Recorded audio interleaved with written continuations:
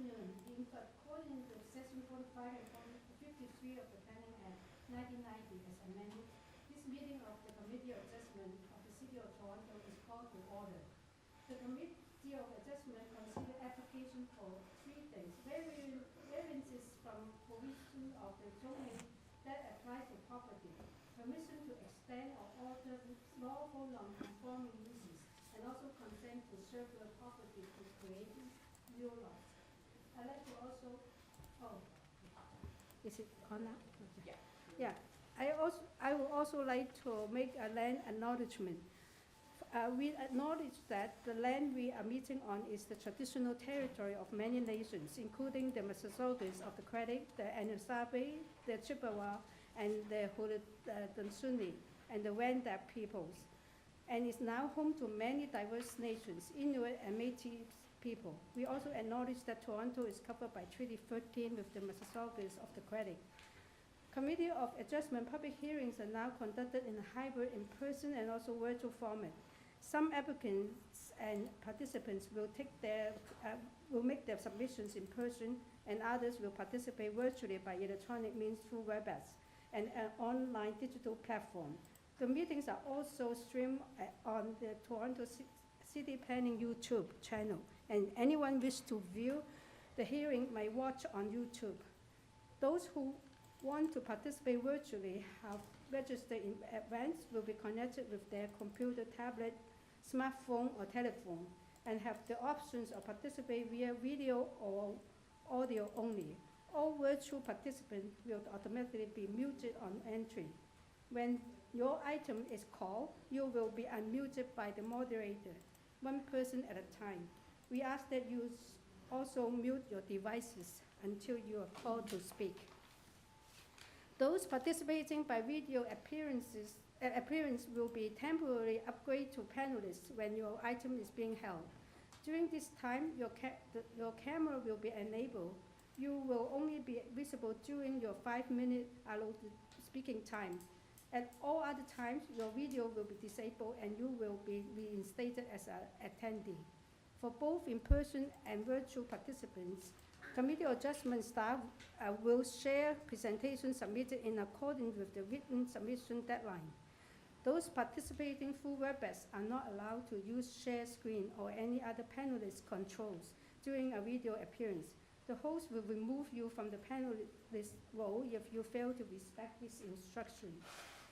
How to receive a copy of the decision of the committee? People attending in person today who want to receive a copy of the decision of the committee on an application must fill out a decision form, a decision request form. And those participating virtually need to submit a written request for a decision by email. Please ensure that you include your name, address, and email address, because the Committee of Adjustment and the Toronto Local Appeal Body, TLAB, will be sending notifications and appeal updates by email. If you do not agree with the decision of the committee, you might be able to appeal the decision to the Toronto Local Appeal Body, TLAB, or in some limited circumstances, to the Ontario Land Tribunal. However, the provincial government amended the Planning Act and generally removed rights of third-party appeal Committee of Adjustment decision. Only the applicant, the Minister of Municipal Affairs and Housing, specified persons and public bodies as those terms are defined in the Planning Act are permitted to appeal decision of the Committee of Adjustment. Appeal instructions are set out at the bottom of the decision of the committee. So now I will read out the hearing procedure. Yeah, I will call each item in the order listed on the agenda. How to make your submission when an application is not contested. The agent or applicant may proceed with their presentation if desired. When the committee does not require presentations, applicants are to advise the chair should they wish to speak to the committee. The committee may ask questions and or take the matter into committee for decision. Each speaker, including the applicant or agent, will be given a maximum of 5 minutes to address the committee. and I will comment when you're reaching the 5-minute limit. Any presentation or other material you wish to submit to committee must have been emailed in advance of the hearing. Staff and committee members cannot accept material at the hearing. When addressing the committee, please clearly state your name and address. Please remember to confine your remarks to the matters outlined in the application. The applicant or agent will proceed first and will make a presentation to the committee on the application. Please note that the committee may not entertain revisions to proposal at the hearing today. The committee may decide to defer the application if substantially revised to ensure that the revision is accurate, and also all those entitled to notice the application are informed of the changes. Then individuals, either in support or opposed to the application, will be invited to speak. Generally, we first call all on speakers in the hearing room, and then we move to the virtual speaker. Committee member may ask questions of each speaker after they have finished the presentation. When all speakers are finished, the applicant agent have an opportunity to rebut only those issues that were raised by the speaker. This marks the end of the decision. The applicant will then be taken into committee for decision. And that's about the whole procedure. And now I'd like to kindly remind you that if you have a cell phone, please turn it off or put it in silent mode. Thank you very much if you're in the room. Okay, we are ready for the first item in the afternoon. Is number 18. Through you, Madam Chair. We should go through some yes. Operational reasons. So okay. Any conflict of interest for the items coming up for this afternoon session? Yes, for the afternoon, yeah. And any other things I need to go through? Through you, Madam Chair, just there is a request to defer for item number 23. Municipal address is 63 RENSON Road, file number A1073/23TEY. Yes. So perhaps we could deal with that item first. Yes. We do have the agent online. Okay. And no registered speakers for that item. Yes, so we are ready to hear the deferral request.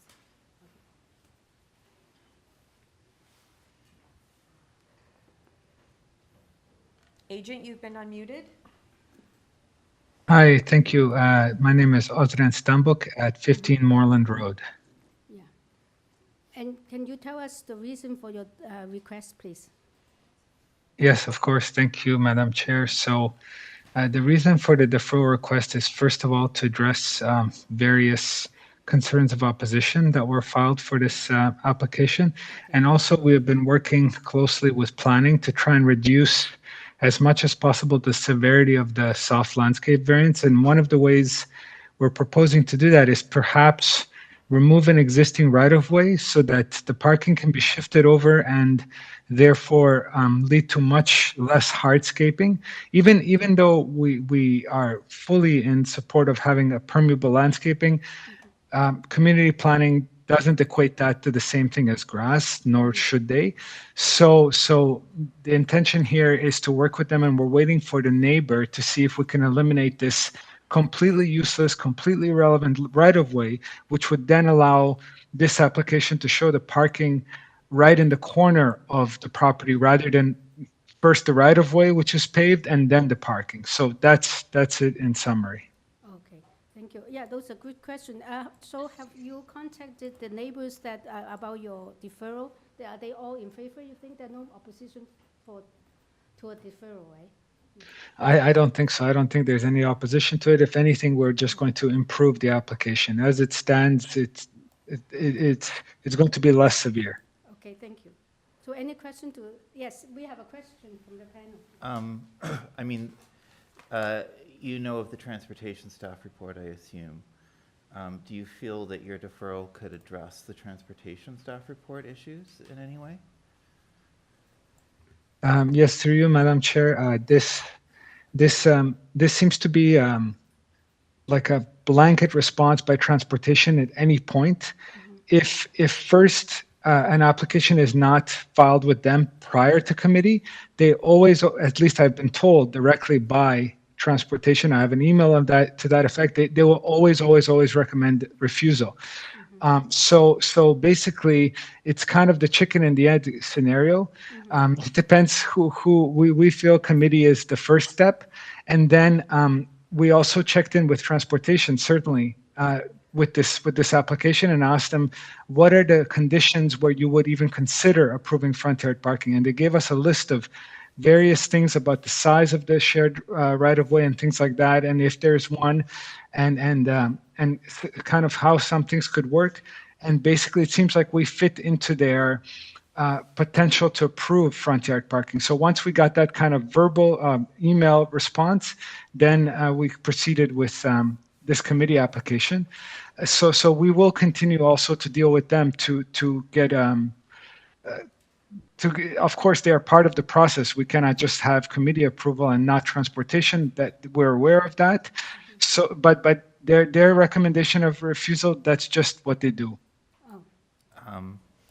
Would you consider going, if we defer, would you consider going through the Toronto Municipal Code, Chapter 918, and going through the transportation process first before you come back to us, so that we know that transportation has approved it before you come back to us?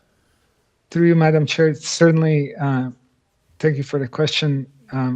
Certainly, that is a possibility if you would want that process to happen first, that is okay by us.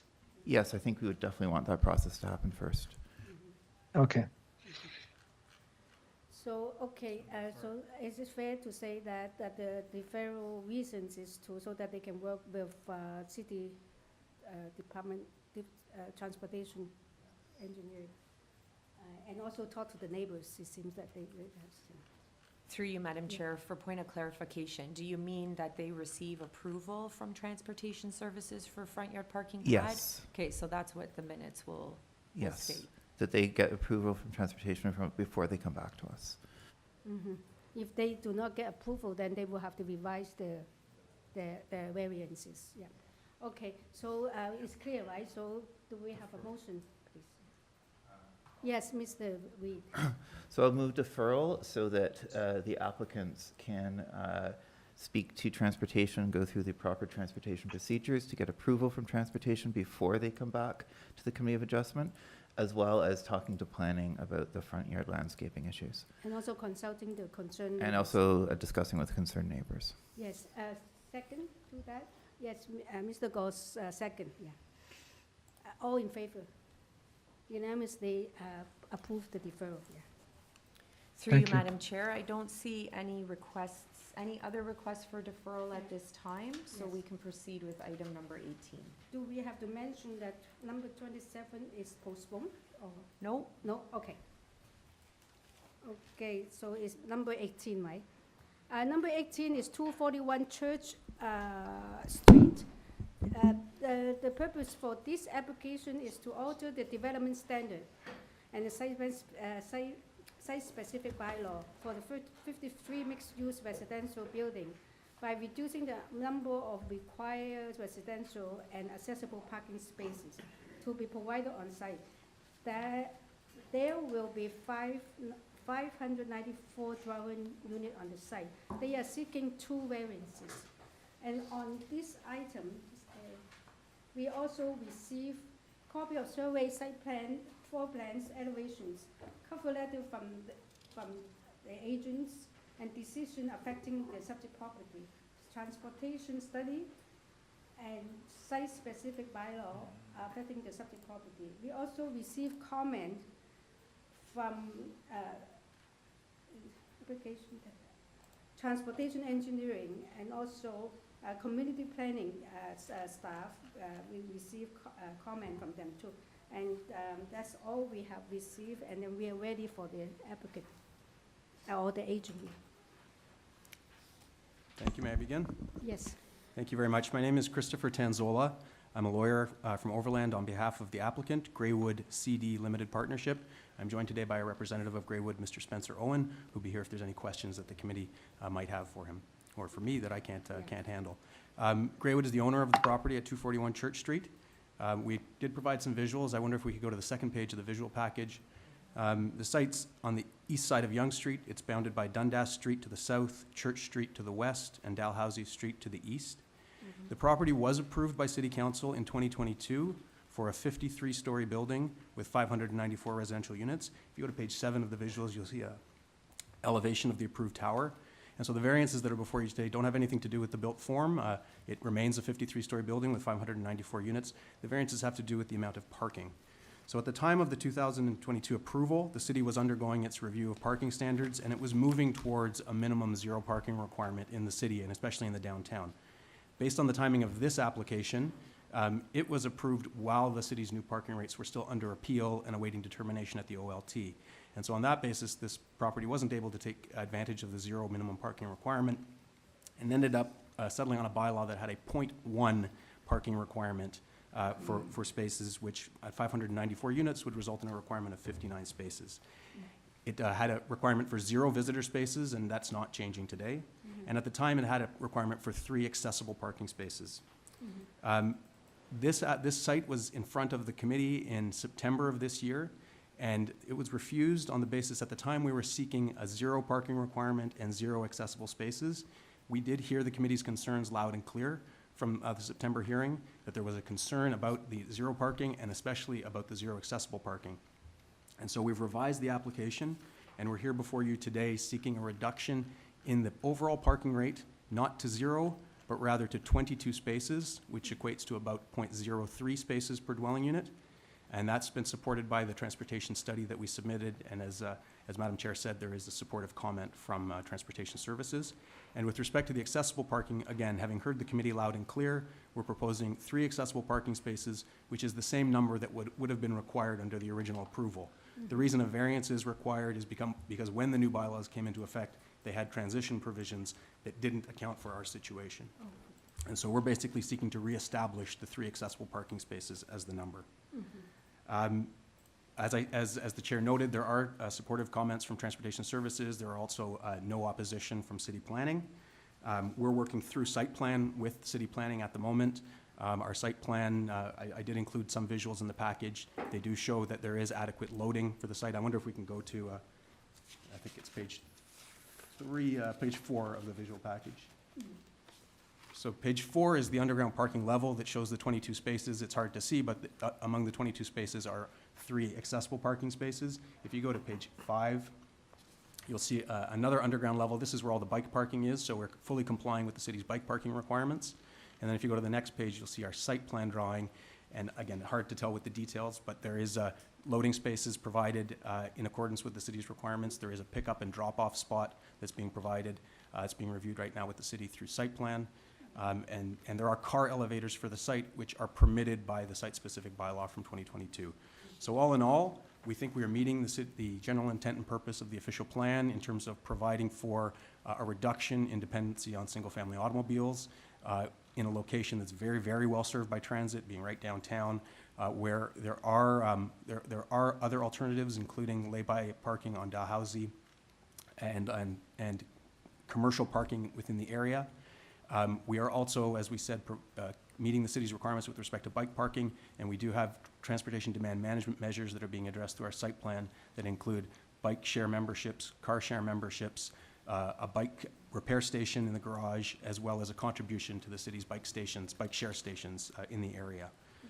In terms of the zoning bylaw, again, we're not changing the built form, we're not changing the number of units. We are seeking to take advantage of the new approach to parking, which I think is becoming prevalent in the city, to reduce that number while still recognizing that some parking for a building of this size is required, and in particular, some parking for accessible uses is needed on the site, and we did take the committee's direction on that. There are no impacts that we can discern from this, and so we do think that this is a minor and meets the test of minor, and we think that this will allow this project for very much needed 594 dwelling units right downtown, close to services, close to transit, to be able to proceed in a way that kind of meets a modern philosophy with respect to parking. So I tried to get through in my 5 minutes. I think I did. If the committee has any questions, I'd be happy to elaborate, but I'd commend this to you and ask you to approve it this time, and we hope we've met your expectations, having dealt with it in the past. Great. great job, like 3 seconds. I can add them to the next person if they like them. Please have to speak super fast, the next person. Yeah. Yeah. Any question to this? I have just a Yes. question, but general question. In the building of this size and type, how many people have accessibility issues of this many units? Yeah. Do you, I don't have a sense of that. I turn to my development partner here Yeah. to know, is there a metric that we use for that, for figuring that out? I know you have a certain number of units that have to be built to accessible codes for bathrooms and hallways and things like that. I think that comes from a building code standard. In terms of the number of accessible parking spaces, there are ratios that are used in the bylaw, yeah, and that's how no, the I 3 understand. was arrived at. It really varies depending on the site, like on another project, we get a handful. On this project in particular, we haven't had any accessible spaces sold or any of the required accessible units, so it depends on the project and who the user is going to be. But there's a percentage, I remember. It No, I depends on understand, their but because of the site location, it's a great access for accessible transit and all the other things as well. I was just more interested in, from a demographic point of view, does that influence your decision about accessible spaces as well? That was all. I wish I had a better answer than, that's a good question, but that's. Any, yes.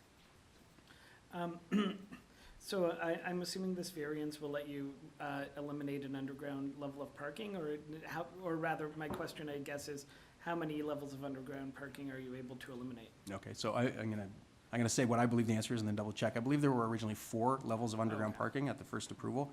And with this variance, if it's granted, there would now be 2 levels of underground parking, one of which is the One for bike and locker parking level. and lockers. Correct, so it's 2 levels of underground parking, I believe, that are being, Okay, great. that we don't have to build, if I could put it that way.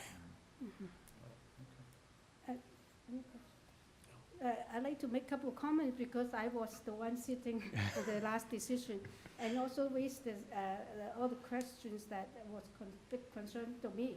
And I'm really happy that this, it seems that all my problems have been resolved.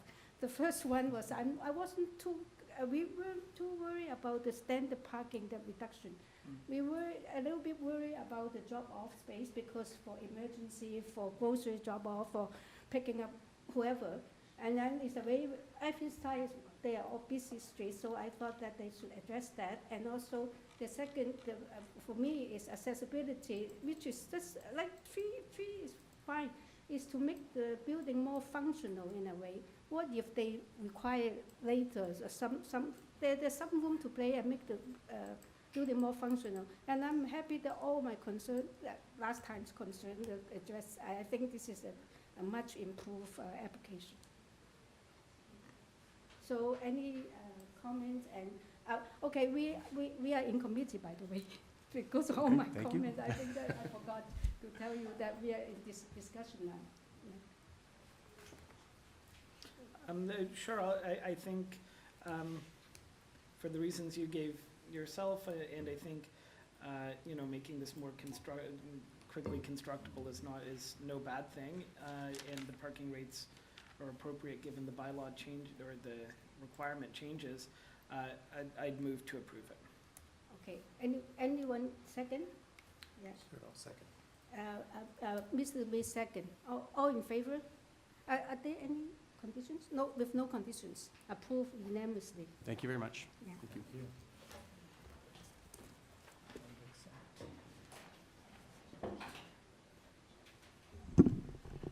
Okay, the next item is 19, 646 Dufferin Street. This application is to alter the development standards for 8-story residential building from a site-specific bylaw by reducing a portion of the building setbacks and the first floor height and soft landscaping requirement. They are seeking 4 variances. And on this, we also receive a copy of survey site plan, floor plans, and elevation. Cover letter from the agent, revised zoning waiver received January 12th, and arborist report, presentation material, site-specific zoning bylaw, and material in opposition from Great Grove.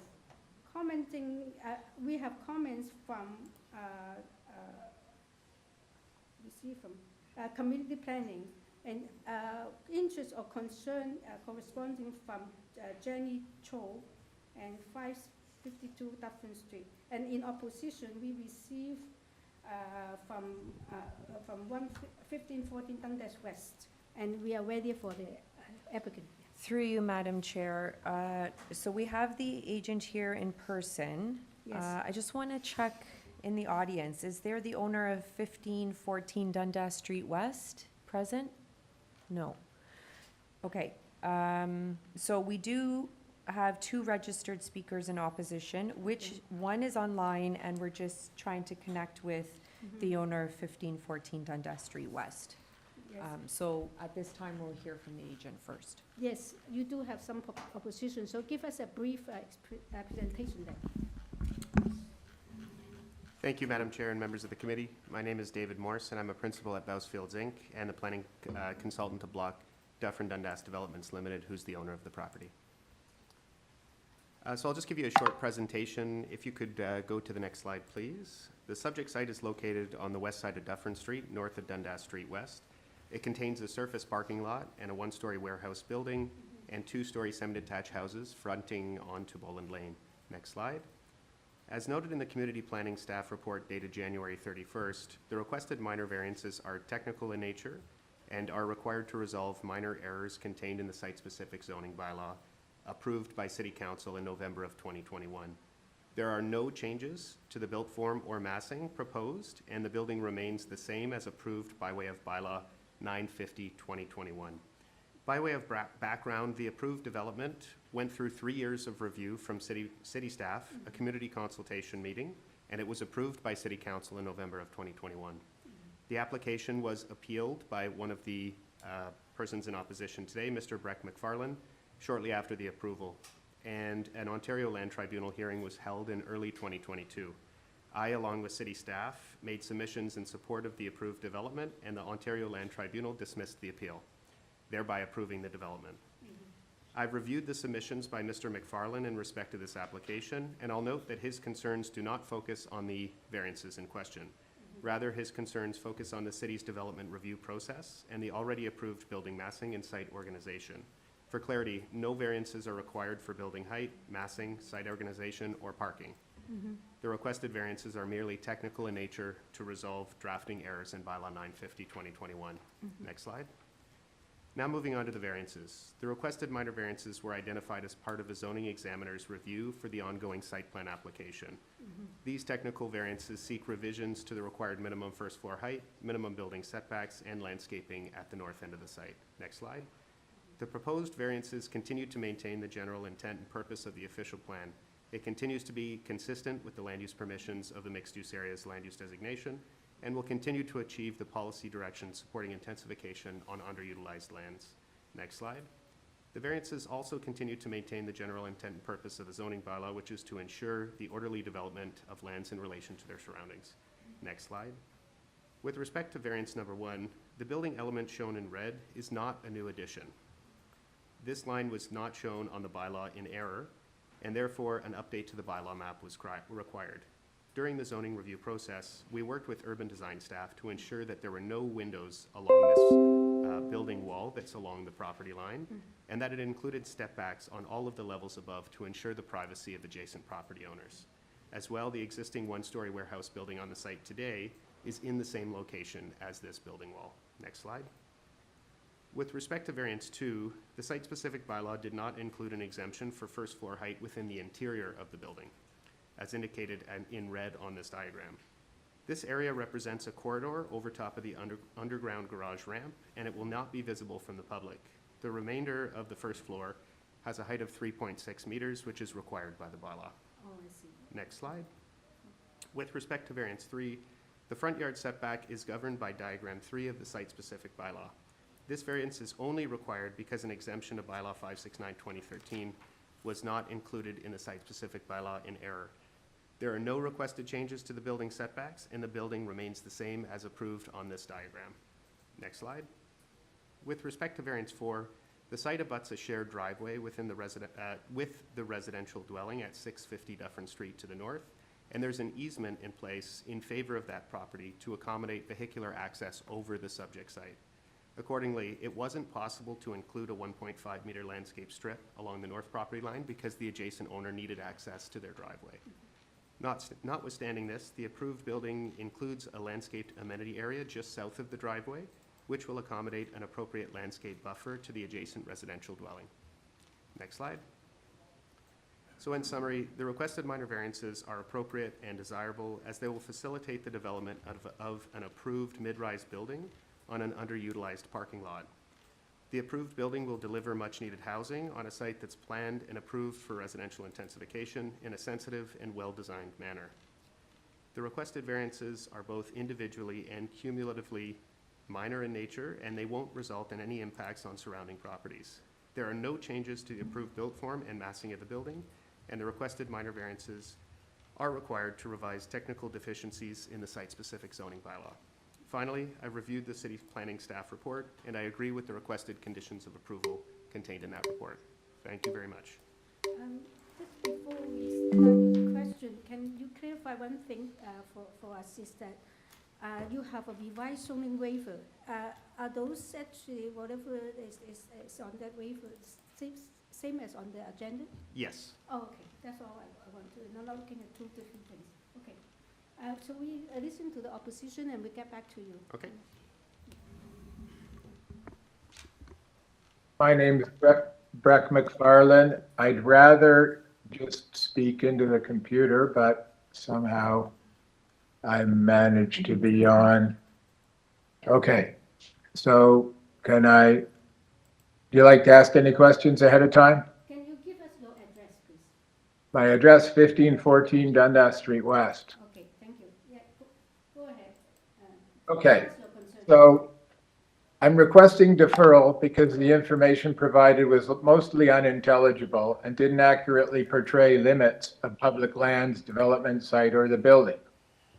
Toronto's planning's review of the file was exclusive, and no study area defined, no comparison to other projects, no evidence provided for blanket statements on planning policy, AMDG, tall buildings growing up Toronto Green Standards, compact built form community, complete communities, or any other policy.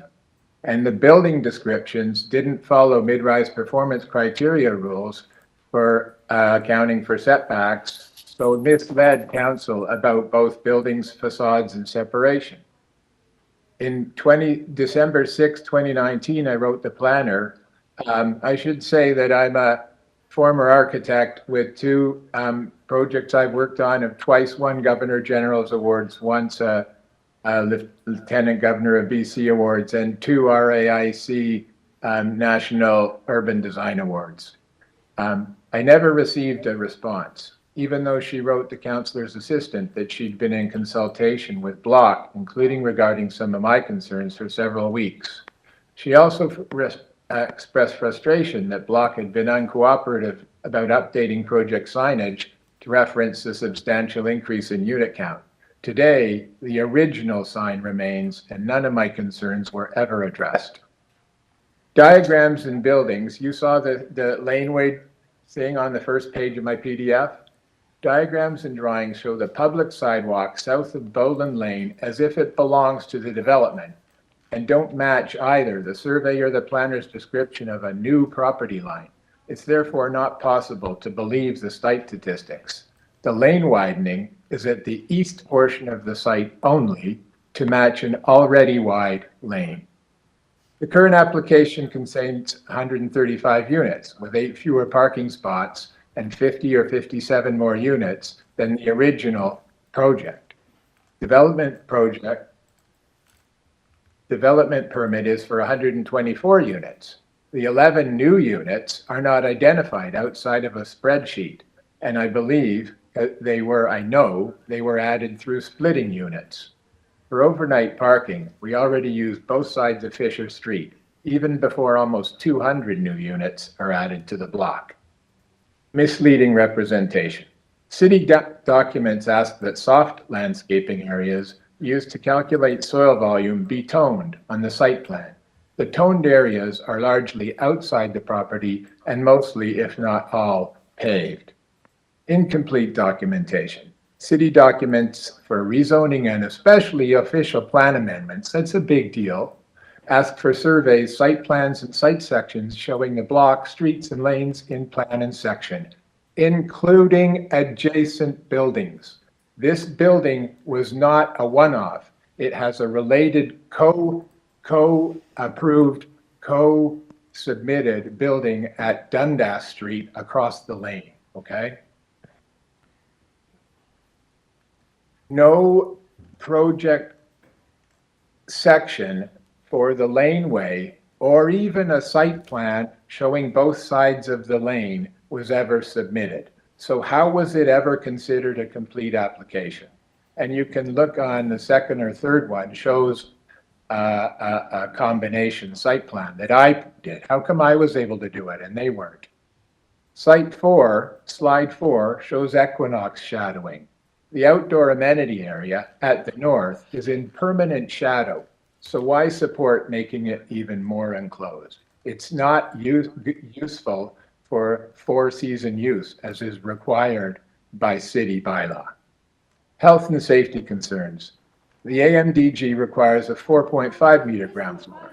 3.6 is already low. I realize that this isn't substantial to the whole floor, so I'm not going to talk about it.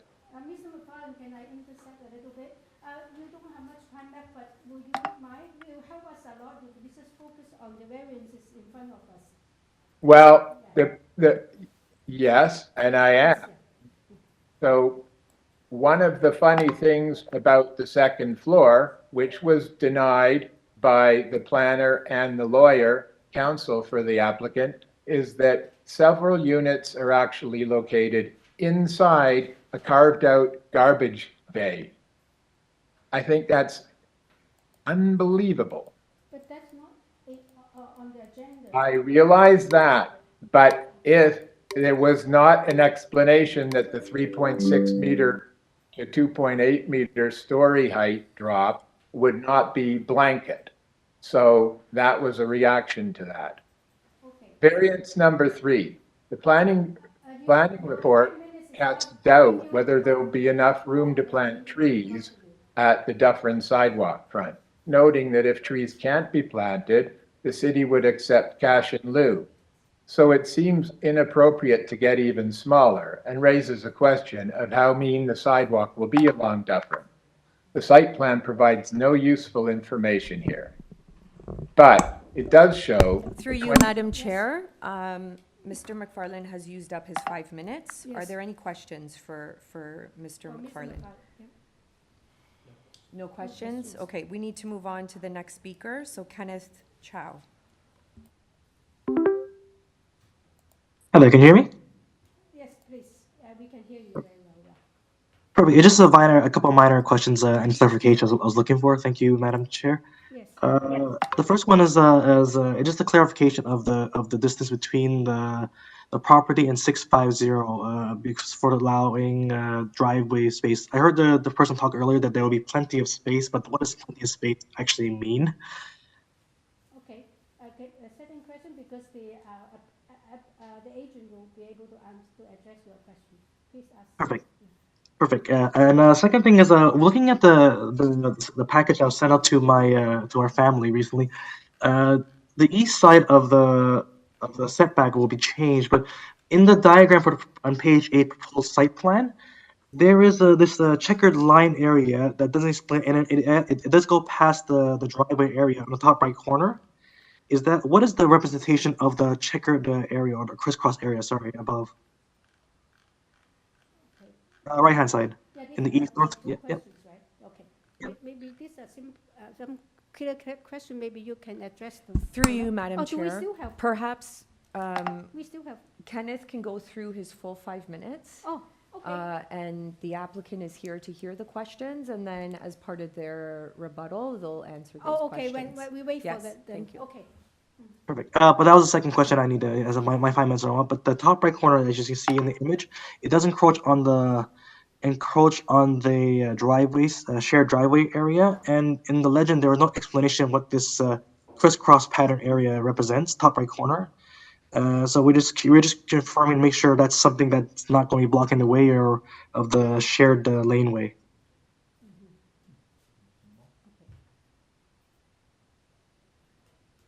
So you finished Yep. your question? And those are the only two clarifications we were looking into. Yes. Okay, thank you. Yeah. So now we go back to the agent. You have heard all the issues. Maybe, yeah, it's your turn. Maybe start with the more straightforward questions that we just heard and then address the first speaker. Thank you very much. If you could kindly turn it to my planning report that I had filed. It's a second letter that I had filed in response to Mr. Kenneth Cho. So while you're doing that, I had filed a second letter, so that it should be the next one after this. Okay, this should be it. If you could just kindly go down to the second or third page, one more down. And if you could zoom into this image at the top. So I'll answer your second question first. So this hatched area represents an easement on the north end of the subject site. And that easement has been put in place and maintained to allow for ingress and egress into the driveway of 650 Dufferin Street. And so that's an existing condition. It's going to be maintained at roughly 3 meters in width. So it'll continue to allow for vehicles to enter and exit the site there. If you could kindly go to the next page, please. And here's a diagram of the survey which actually lists the easement numbers. You can see instrument number, I think it says WG15645, and then there's another instrument number that you can see at this bottom end of this image. So those are legally in place, and any changes to those easements would require approval. Any changes to the approved build form would also require a new minor variance application, and we're not requesting any changes to the building today. So I hope that answers the first question. Just very briefly to the first speaker, I just want to note that the concerns raised by the first speaker don't address the minor variances that I'm coming here today to request. I believe they focus on the planning process that received a complete application in early 2019. It was deemed by city staff to be complete. It went through a community consultation meeting within which the first speaker was in attendance. It was approved by city council. It was then appealed by the first speaker. The very reason it was appealed was over notice. Through the hearing at the OLT, we determined that there was adequate notice and that the first speaker had his concerns addressed, and so we moved forward and that appeal was dismissed. And today I believe he's coming back to relitigate the appeal of the original application. I have one question, just very minor one. There was a report from community planning imposing 1 and 8B conditions. Are you aware of that? Yes, I'm aware of the conditions, and I agree with the 2 conditions imposed. Okay. Yes. Yeah. So, anything you want to address to the panel before we? I just want to ask one. Oh, you have a question? Yeah, sorry. So just to understand clearly what's happened, the plans as you presented them went to city council and received a bylaw, but there were some errors in that bylaw that we're now addressing. Is that correct? That's correct. There were a couple technical drafting errors in the bylaw. We had gone back to community planning. It was reviewed by building staff. It was also reviewed by my firm. Right. It was determined through a subsequent zoning review for the site plan application on the site that there were technical issues, and that's why we're here today. But the plans that you've shown us were the plans that were considered the bylaw. There's just a few little problems. That's right. The exterior of the building is entirely the same. Through the site plan process, certain things have been rejigged which don't deal with the bylaw whatsoever. But those aren't what variances are? There are no variances required for any of that. Okay. No. It's just technical finalization of the building. Question? Yes. Go ahead, please. So the only variance that I missed a bit of the explanation in your presentation, and I have a bit of a concern on, is the ceiling height. And so it sounded like that is restricted to just one corridor. Is that correct? Yes, that's correct. So there is a corridor, you might be able to see it on the site plan if you can turn it to that image. There is a corridor just over top of the driveway ramp in the center of the building. And because the ramp needed to have a 2% slope going down, there's actually a ramp that goes up for the corridor around that driveway. And so that's the only area that actually has a 2.8 meter height. I see. So it's just that one corridor on the ground floor that has that height. Yeah. I'd sort of like to memorialize that in the approval so that we don't, and not that I'm saying this is the plan, but the plans can change so that we don't end up with that ground floor height being compressed at some point down the line. I'm wondering, maybe through the chair to the secretary treasurer, do you think the existing planning condition of attaching it to the site plan and the north-south section would accomplish that, or do you think there's some other wording that we Yeah. Through you, Madam Chair, perhaps we could actually just include in the variance beside the 2.8 meters, in brackets, what that pertains to in words. Okay. So we could say along the corridor of the ground floor, so that it's specific to that area at the 2.8 meters, if that's helpful. Sure. So could we say along the corridor on the ground floor where height is restricted by the ramp? Would that Sure. be? Yeah, we can Yeah. include that in that variance. Okay. Okay? Do you agree? You think that is an accurate description of that little area? Yes, that's an accurate description, and one of the conditions of approval I had actually worked out with planning staff to show the section where the 2.8 meter height is. So that was already included in the condition of approval. That's very, very good, yeah, just, that's my only concern too. They will then expand to the whole building, right? Okay, that's a good catch. Okay, any questions? So it doesn't seem to have, we'll move into the meeting now. A comment, discussion, motion? Well, I will comment that Mr. McFarlane's graphics were actually very interesting. I do think it's helpful when members of the public can engage in that way and produce something that is interesting to the process. But I think it very much is the case of what the applicant's representative is saying here today, which is that was helpful for a process that has come and gone long ago, and this isn't the time to relitigate any of that. Yeah, it seems that they stated that they have been working with city staff in the community for over 3 years. So a lot of these things maybe have been addressed. And the problem is for us is that we sort of got distracted from those and looking at what is in front of us. And I think those are more of an issue. Yeah, I mean, we're just looking at these variances, and it had nothing to do with these variances. Exactly. So I agree. Any more comment and motion? Peter Lee. Thanks, Chair. Thanks for the comments, fellow members, and I'd like to commend the agent on a really clear letter that really summarized, because it's not really evident, right? But you did a really clear job, I think, of summarizing the specific technical nature of what you're looking for. I'm glad to hear that the neighbor to the north, their access is protected. I think that's vital, and there's obviously good faith working towards that.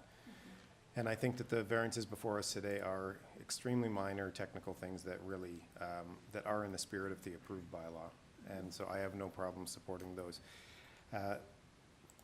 Maybe we say as amended with the small wording insert to the lowered ceiling height on the first floor that I think staff has captured. And also subject to the two community planning conditions. Yes. Is anyone second? Sure. Mr. Goss, second. Okay. All in favor with conditions and the amendment of variance 2. Thank you. It's Thank you. unanimously approved. Okay, we move to item 20. Item 20 is 130 Maplewood Avenue. This application is to alter the existing 2.5-story detached dwelling by constructing a rear first-story addition. They're looking for 2 variances. And on this file, we also receive a plan of survey, site plan, floor plans, and elevation, photograph of the property, and also we receive comment from urban forestry and also advisory comment from tree protection, urban forestry. So that doesn't seem to have any registered. Through you, Madam Chair, we opposition. do have the agent online and no registered speakers for this item. So at this time, we're going to unmute Enzo Locenzano. Yes. Okay.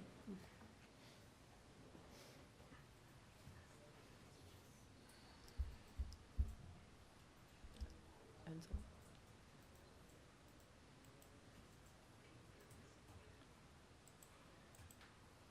Hi, Enzo.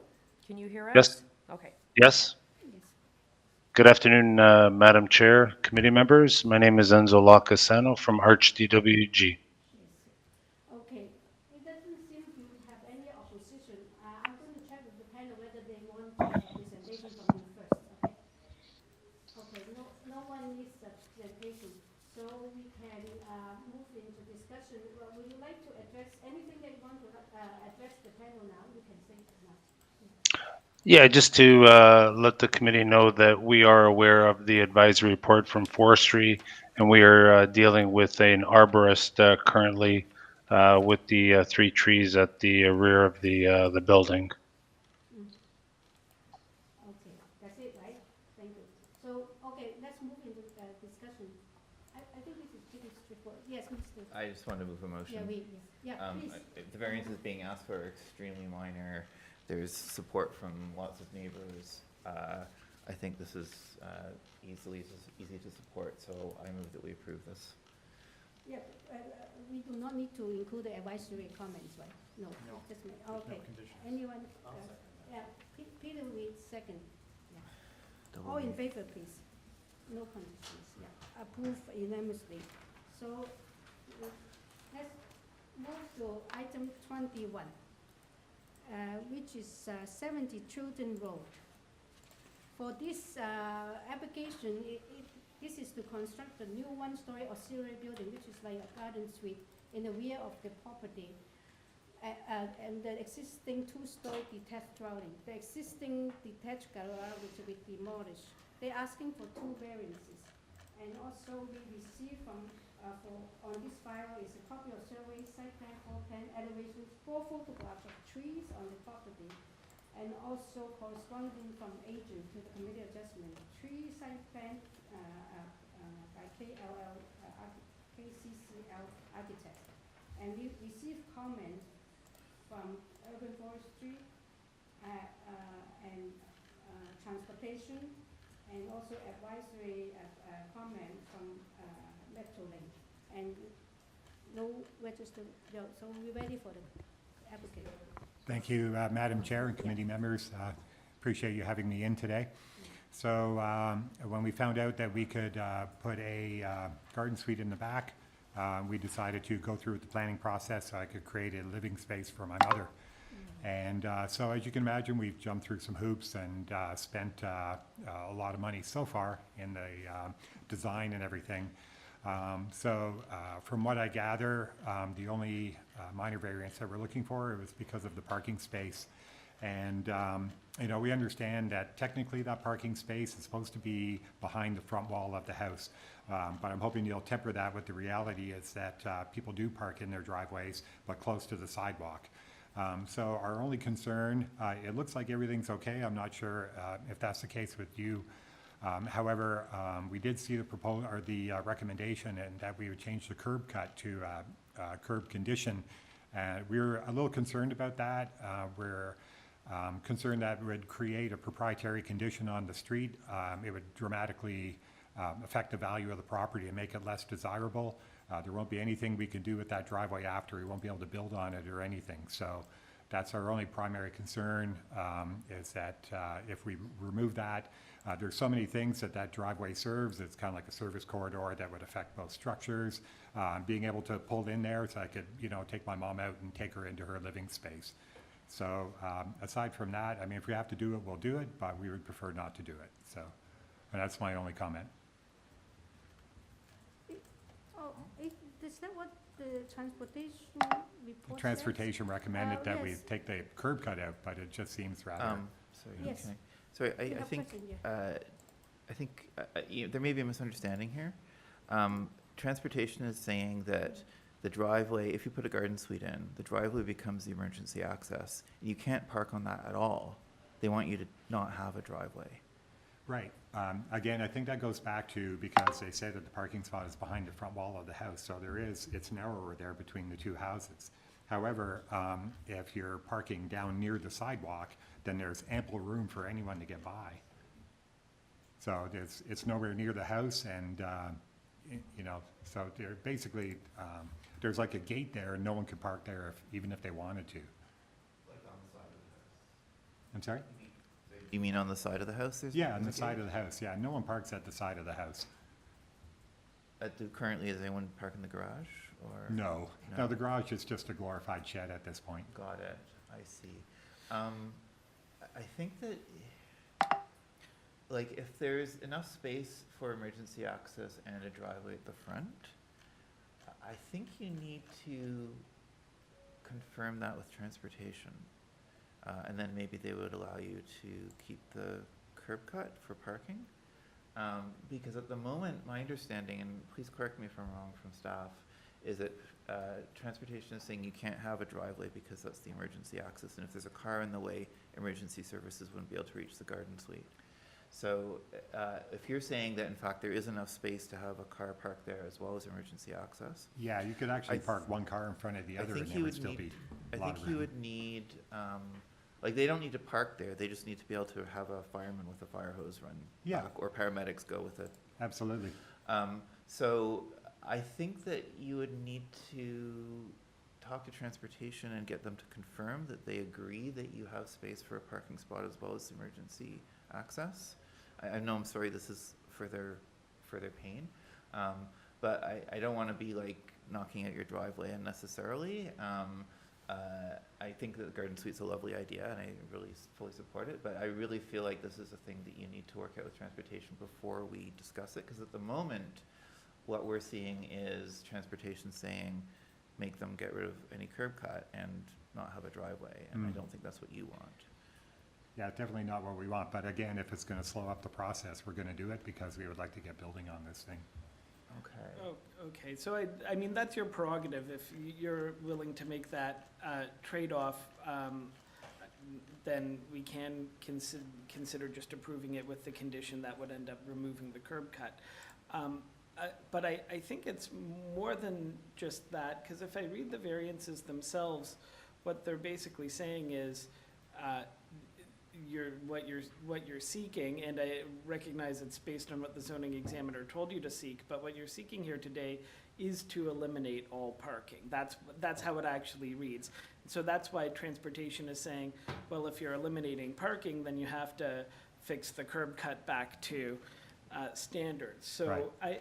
I'm not sure that my read on it is necessarily that it's all about the emergency access. I think it's just that they're reading this as a situation where there is now going to be no parking. And so I think that might be the misunderstanding. I see. Well, if that's the case, I mean, we'll do it because we would like to get it approved if possible. So we just leave it at that. Yeah, so I guess the options available to you is, provided that my colleagues feel similarly to this application that I do, I think you've got a pretty good chance of it being approved if that's what you want done today. Yes. Or you could get a deferral to speak with transportation and see if you could sort of have your cake and eat it too, of trying to figure out if they would agree to a parking on the front or not. I'd rather not because, I think the lesser of two evils would be to just, if we have to eliminate the the driveway, then we'll just go ahead and do it. Okay. I guess we won't have any parking now. Park on the road. You understand the ramifications? Yeah. So any more questions? No. Okay. So are we ready to discuss this? We move it into discussion now. And actually, I agree with Philip, because it's more, if they recommend they take away the parking, it's more consistent what next to recommend. Otherwise, it's inconsistent. Right? Yeah. So they have to do that with it, transportation report. Exactly. So I agree with you. And then, yeah. So any other comment, motion? Yes. Well, I sympathize with the applicant's position here, because I commend you on designing a garden suite that requires no variances. Like, that's rare for the structure itself. I'm just wondering if there's another way that we could incorporate a transportation condition that doesn't necessarily involve closing off the curb cut, you know, and saying, or to the satisfaction of transportation services or something like that. Because there's possibly, you know, if you could, we've done this before in terms of having, you know, allowing parking within the boulevard, right? So the actual house doesn't have parking. It's actually contained largely off-site, and then having bollards or something to prevent cars from going into stopping access to a spot where they would then limit access. I don't know if people have ideas about. I have experienced what you just said, but also I experienced also is that we were told that then we will push the responsibility back to, we were told to be cautious, to do something that to the discretion of a department means that we get, what you call that, give back the responsibility to them or the decision to them. So can we have some advice on that?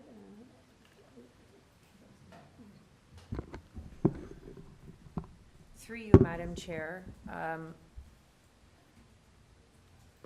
What I can advise is that we don't want parking on public boulevard, right? It has to be on site. That's the first thing. The bollards, they can be up, but then they can also be removed. So who's going to keep checking to ensure that those are up? Just as a side caution, you could look at the conditions that are being imposed by transportation services and reword them if you think it seems fit. Or it's just a situation where the owners of the property will have to have further conversations with transportation services. If transportation is to change their minds, then they can just submit a letter saying that we've worked out a resolution here, and then they can go and get their building permit at that time. So just to understand clearly, so even if we accept the variance on the conditions, so the variance is that there's no parking on site, but since the requirement is for a parking spot, if transportation works out a way that there is a parking spot, then the variance is there, but it's just not active. Is that correct? Yes, well, it would be a parking spot that may not be legal, right? It would just be a parking spot in the front yard, Okay. which in turn they may have to come back to committee for. But there's two variances: no parking on site and no direct access to a vehicle parking spot, right? I see. So those are the two variances that are before you today. So if we pass these variances, but then transportation has a second look and says, oh, okay, you can squeeze this in here. They Keep the don't, curb cut, and we'll send The a sign transportation off can say, to "Okay, fine, Buildings we won't worry Division about it." saying that we've worked Okay. out a resolution, condition has okay. not really been fulfilled, but because it's something different, but we're Okay. giving our guidance to issue permit. Okay. So that seems like a good, okay, thank And you. also, I just remind the applicants willing to accept the transportation conditions. We make a decision today. That's what he said, he's willing to accept. I just don't want to cut off a potential resolution, but it sounds like that would still be open. We just have to be mindful of emergencies. Yeah, exactly. And we don't want to be the city doesn't want to be in a situation where we've caused. Yeah, no, I Yeah. totally understand. What I'm saying is I don't want to, I want to make sure if we pass all this and it turns out there is a solution, that that solution can still be put in place, and it sounds like that's the case, so. So, Claire, any more questions? I'm wondering, oh, sorry. It's not a shared driveway, correct? It is not. It has a shared property line The property line. with an easement, probably, okay. Exactly. I'm just wondering if we want to consider even putting something in the minutes as to sort of our thoughts of urging transportation services to be open-minded to working with the applicant. I'm not too sure how. Through you, Madam Chair, we can put in the minutes under for the record Yes, that there yes. was discussion about having emergency access and still allowing for the driveway to have an additional car located, Yeah.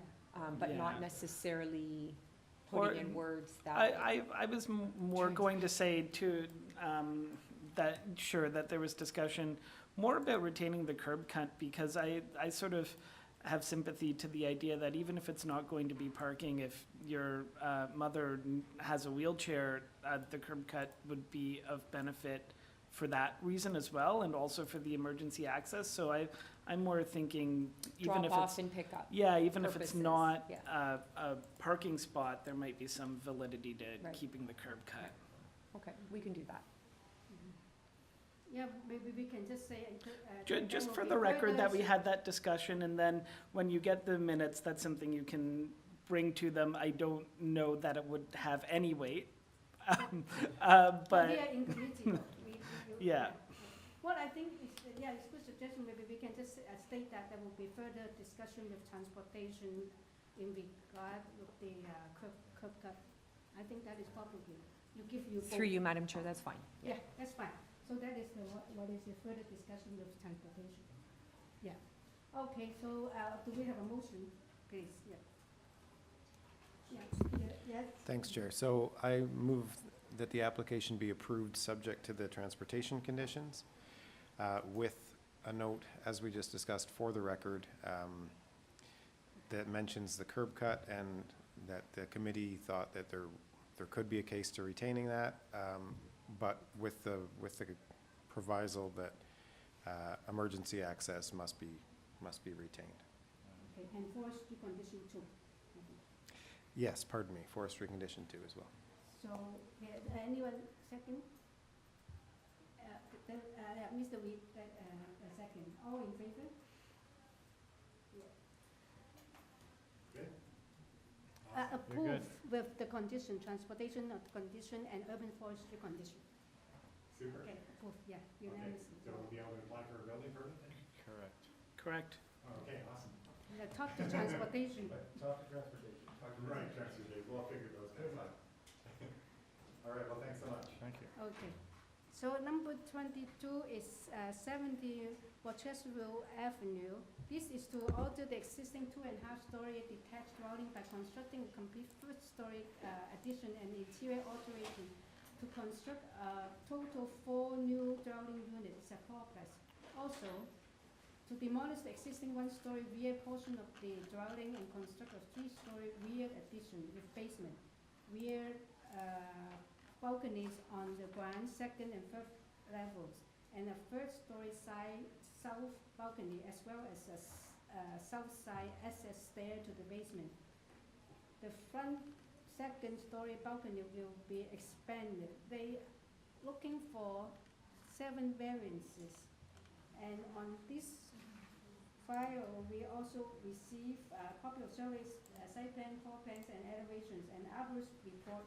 And we also receive advisory comments from MetroLink, and that's all we receive.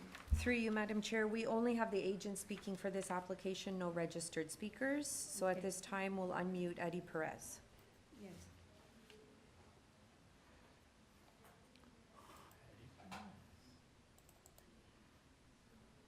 Mr. Perez, can you hear us?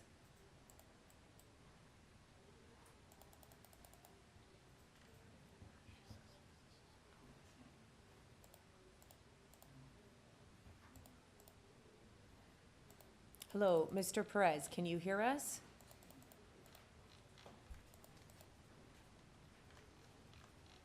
Is he unmuted? There he is. Okay, we're trying one more time. Eddie Perez, can you hear us? Through you, Madam Chair, perhaps we should put this on hold Yeah, and we'll hold. move We can to do item this number now, yeah. 24 and Yeah, come back. 20 Yeah, 23 is deferred, is, item 24 is 1806 Queen Street East. This application is to legalize and maintain the one-story side east addition as well as the two-story rear addition, and also both of them were constructed with no permits. They're asking for 4 variances. And on this file, we receive a survey, site plan, floor plans, and elevations, and 3 photographs of the property, and also an order to comply, issued October 2023. So, Through you, Madam Chair, we only have the agent speaking on this file, no registered speakers. So at this time, we'll unmute Pedro Pimentel. Hello, Good afternoon, Madam Chair and community members. I'm Pedro Pimentel. I'm representing the owner of this property. I will start on behalf of the owner to express my apologies for this submission. The owner is a very recent owner of this property, and the previous owner started this project that is now almost complete, and now it was faced with an order to comply. So again, my apologies on behalf of the owner. And we have a 2-story addition and 1-story addition. We have 4 variances in front of us. Very minor. It's just related with GFA or the floor space index, a little over 2 square meters, as well as a building depth, only 1 foot extra, and some side yard setbacks that are much, they're related with the existing building. I'm willing to answer any questions if you have. is this property still under construction? It's pretty much finished, so just the inside. So the owner, when he bought the property, all the outside was already finished, and just needs to have some interior heating and so forth. So the addition is totally complete, as well as the 1-story addition on the side. So the current owner bought this property while it was still under construction, is that right? Exactly, yes. Oh, okay. Thank you. Any question? Because we don't have any proposition. No. Yeah, we do not have any question to you, so I move this into discussion in the committee. So any discussion? Yeah. I gather that there's some form things that we add to the minutes about not approving of Yeah, we unapproved do things. not condone. We can add that. Can we note add that in? always, yeah. And then obviously, although the variance seems minor, but it's a big, quite a big addition. I mean, I do not know why they do not think they need the permit. Yeah, I wonder why the, whoever was working on this before the present owners bought it thought that this was not a situation to apply for a building permit. It kind of defies logic. Mm-hmm. That being said, if someone came with these plans to us before starting construction, I think all of the variances would be seen as quite reasonable and minor, so. Yeah. Maybe I'll turn that into a motion saying I Yes. move to approve it, but I'm highly supportive of adding that standard wording about not condoning Yes. construction without a permit to the Yes. record. I agree. Second, Peter, Reed, second. All in favor? Approve unanimously. Are we going back to, I forgot the number. Yeah, item number 22 with Eddie Perez. Yeah, let's go back. We've already introduced the file, so Yes. let's unmute Eddie Perez. Eddie, can you hear us?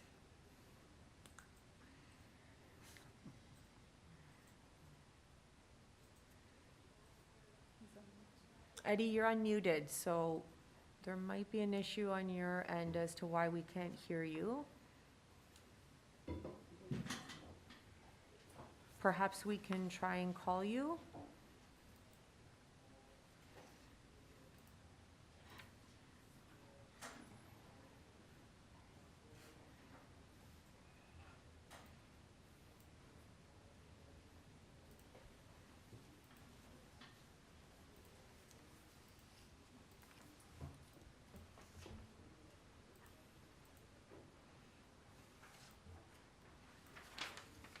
So are we going to We're just trying to call try him. again?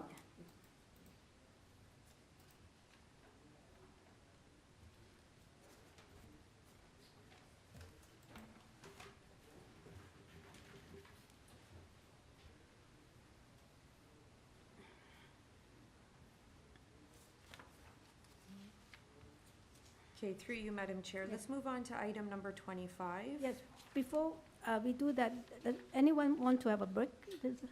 Sure, actually, a Yeah. quick break would be A quick appreciated. Okay, 5-minute break, minutes? yeah. Okay. We'll come back to number 25. You guys,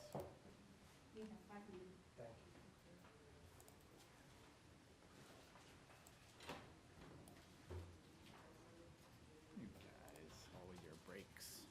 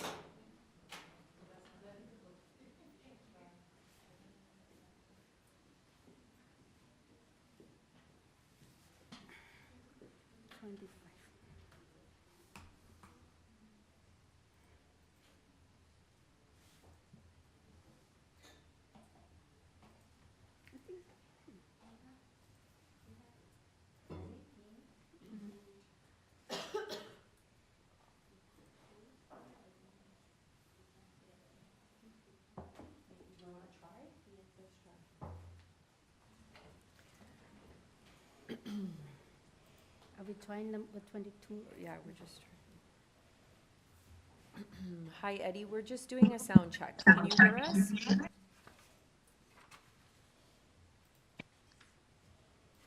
Hello? Hi, Eddie. Okay, just give us Yeah. a couple more minutes and then we'll come to your item, okay?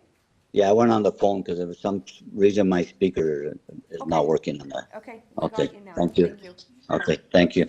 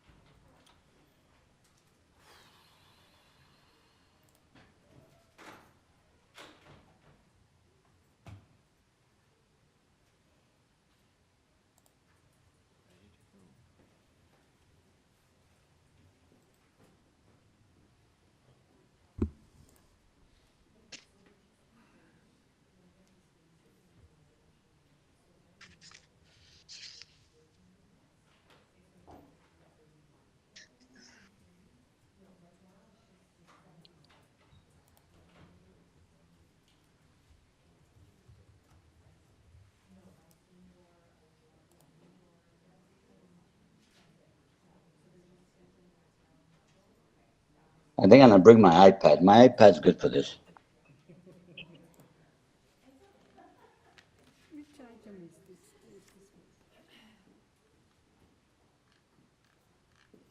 Okay, through you, Madam Chair, we can proceed with Eddie Perez, item number 22. Okay, number 20. Okay, Mr. Perez, we are ready for you. Yeah, hi, good afternoon, Madam Chair and committee members. Can you hear me now? Yes. Okay, sorry about that. My speaker's not working, so I went on my phone. Okay. Okay, so as you know, before you, we have existing house that we want to convert into 4 units. That we have 7 variances. All the variances are pretty minor in nature. Most of them are existing situation. Oh, Number can I 1. interrupt you a little bit?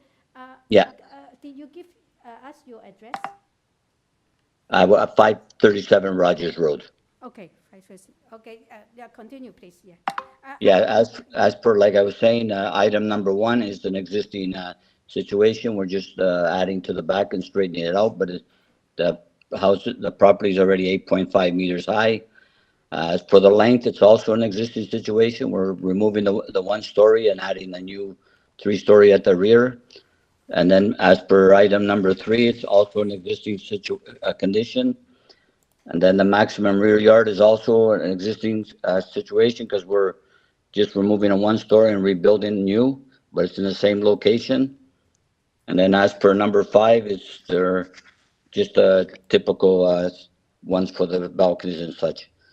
And the last one is for the step which goes onto the street, which also is very minor in nature. I feel that this is appropriate and meets the 4 tests and the character of the area. We're not changing the look that much, and it's a good project for this area. Transportation is nearby, and I feel that 4 units would suit this lot. Thank you very much. Thank you. Are there any other? There's no other speakers, so do you have questions to Mr. Perez? Okay. We are ready to get into discussion. Do you have any last comment you want to make, address the panel? No, no thanks. If any questions, I'll be happy to answer them. Okay. We are in committee. Okay, comment. Yeah, I just want to say I really like this. I think it's a really great use of a corner lot. All the things that we might be concerned about are kind of solved because, like, the balconies all face south over the street, so there's no real privacy issues. The side yard setback is onto the street. It's a really great way of getting 4 units in a great location and fully using the possibilities of the lot. So I'm very much in favor of this, and unless my colleagues have comments, I'll move a motion to Yes, I agree approve with it. those comments. Anyone second to? Yeah, Mr. Goss, second. I think that there's a Metrolinx Advisory condition. comment only. Yeah. Is it just advisory? Through you, Madam Chair, it's the warning clause. Yeah, so let's include the In the warning clause. purchase of sale, yeah.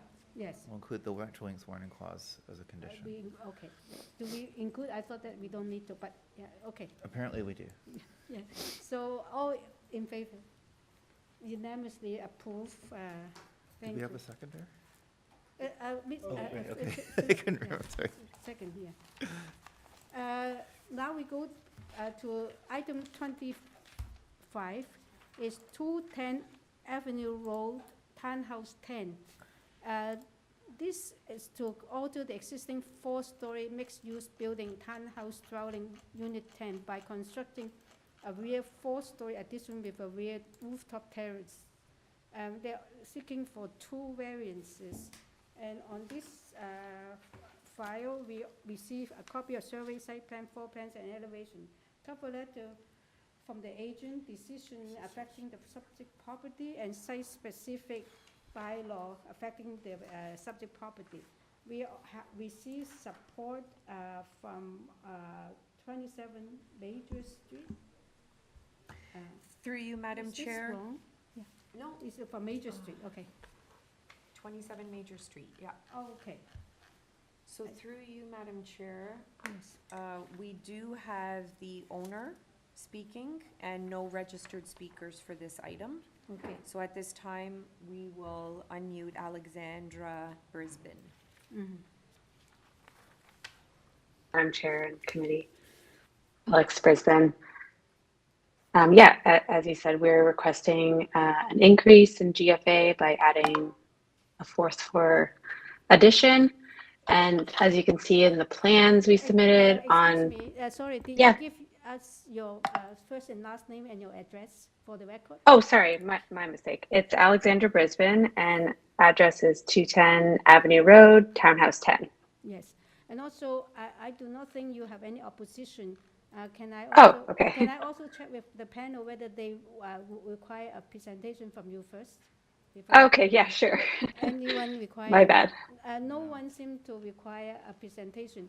So we can actually move it into discussion. Do you have anything you want to address the panel before we do that? No, I mean, unless you want me to give an explanation of what we're requesting. We have read all your materials. And Oh, so you're so oh, then yes, I'm good. I'm So good. they do not require presentation, means that they understand your application very Okay. well. So, Perfect, thank you. In that case, we are going to be in discussion now. Okay. Sorry, Okay. through you, Madam Chair, point of correction. The one signature petition, that's for the next item. Yeah, that's what I Yeah. thought. It's Major Street So is so far apart. We'll move but- it over. But maybe, I thought there's another major street near Avenue. Okay, that's clear, yeah, my question. All right, so we are still in discussion. Yeah. So, any comment? My parents actually lived in this townhouse in a different unit in the same complex. So I know exactly what they're asking for, and it's Yeah, yeah. entirely reasonable. Yes. It's also fascinating that it's actually governed by a bylaw, as opposed. It's such an unusual development. Yeah, I think the site-specific bylaw was way old. 79. Yeah, it's not like the new development with 55-story height or something. Anyway, I know what they're trying to do, so I would move to approve. Okay, so you're going to make a motion? Sure, I'll make a motion to approve. Yeah, anyone second? I'll second. Philip? No, Philip? No, go Oh, again. Paul, sorry, Paul Gauguin, Mr. Gauguin, yes, yeah. Second, yes, yeah. And any condition, no, we don't miss any, no condition. All in favor? Approve with no conditions, yeah, unanimously, yeah. So we go back, no, we'll go to item 26. Is 25 Major Street. This is to legalize and to maintain the construction of basement dwelling unit with front basement walkout stairs, which was constructed without authorized permit. There are totally 3 residential units on this lot. They're asking for 2 variances. And on this file, we also receive a copy of survey site plan, floor plan, elevation, 2 photographs, and also cover letter from the planning consultant, decision affecting the subject property and order to comply 2023 in February. So we are ready for the Okay, so we'll add the one signature petition in support from 27 Major Street. With this application, we have the agent on the line, no registered speaker, so at this time, we will unmute Graham Barrett.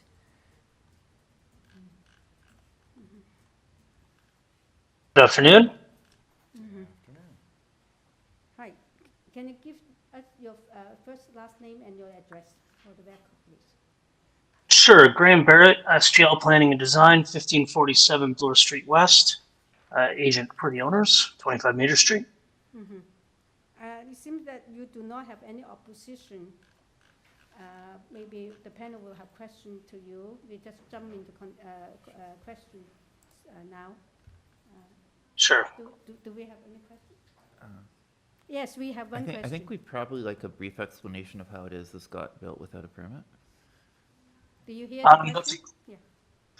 That's a great question. I wasn't involved in this back however many years ago this was built, but it appears that it went to Committee of Adjustment in 2011, had some variances approved at the time, and then wasn't built according to what was approved back then, unfortunately.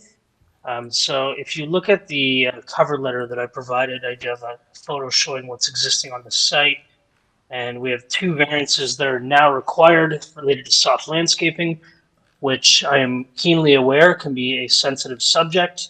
But due to the nature of this lot and every other lot on Major Street, it's virtually impossible to comply with requirements for overall landscaping and soft. So if you scroll down a bit, you can see a breakdown of the coverage, the landscaping. The two blue rectangles there are what actually count as landscaping. The dashed red line is the property line, and then there's a small planter there that is soft landscaping. And as you can see, the majority of the front yard is actually city property, including another area of soft landscaping closer to the street. So that's all city property.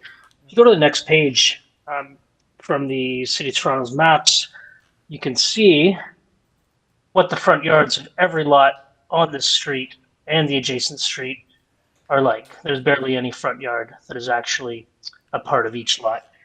So numbers for landscaping are understandably difficult to meet. And if you continue scrolling, there's a better shot of the front yard here. You can see the area of additional landscaping in the front yard, but that is city property, so it doesn't count. And if you continue scrolling, I've included a bunch of photographs of other houses and their front yards on the same side of the street, on the same block of Major Street. And you can see this type of configuration is very common in the area. Excuse me, So, Mr. Barrett, excuse me, the question to you is, Mr. Reed wants to know why it was built without permit. I think that was the question. Right? I don't have an answer for you. I wasn't a part of it. I don't know why it was built the way it was built, but we're trying to rectify it today. I just want to make sure that his question is answered. That's all. Yeah. Thank you. Yes. Yeah. Apologies. Okay. And any other questions? Yeah. So do you have anything more you want to address the panel? Because I stopped to interrupt you.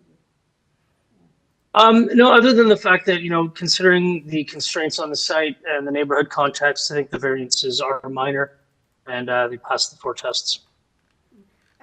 One small question to clarify. You said that it was built 11 years ago, or 2011, sorry, so it's more than 11 then. I know the previous minor variance approval was in 2011. I can't tell you exactly when this was built. You do not know, okay. That does raise a question for me. Do you know how long the owners have owned the property? I would have to check the application form and see what was put down, because that is a question on it. Just a moment.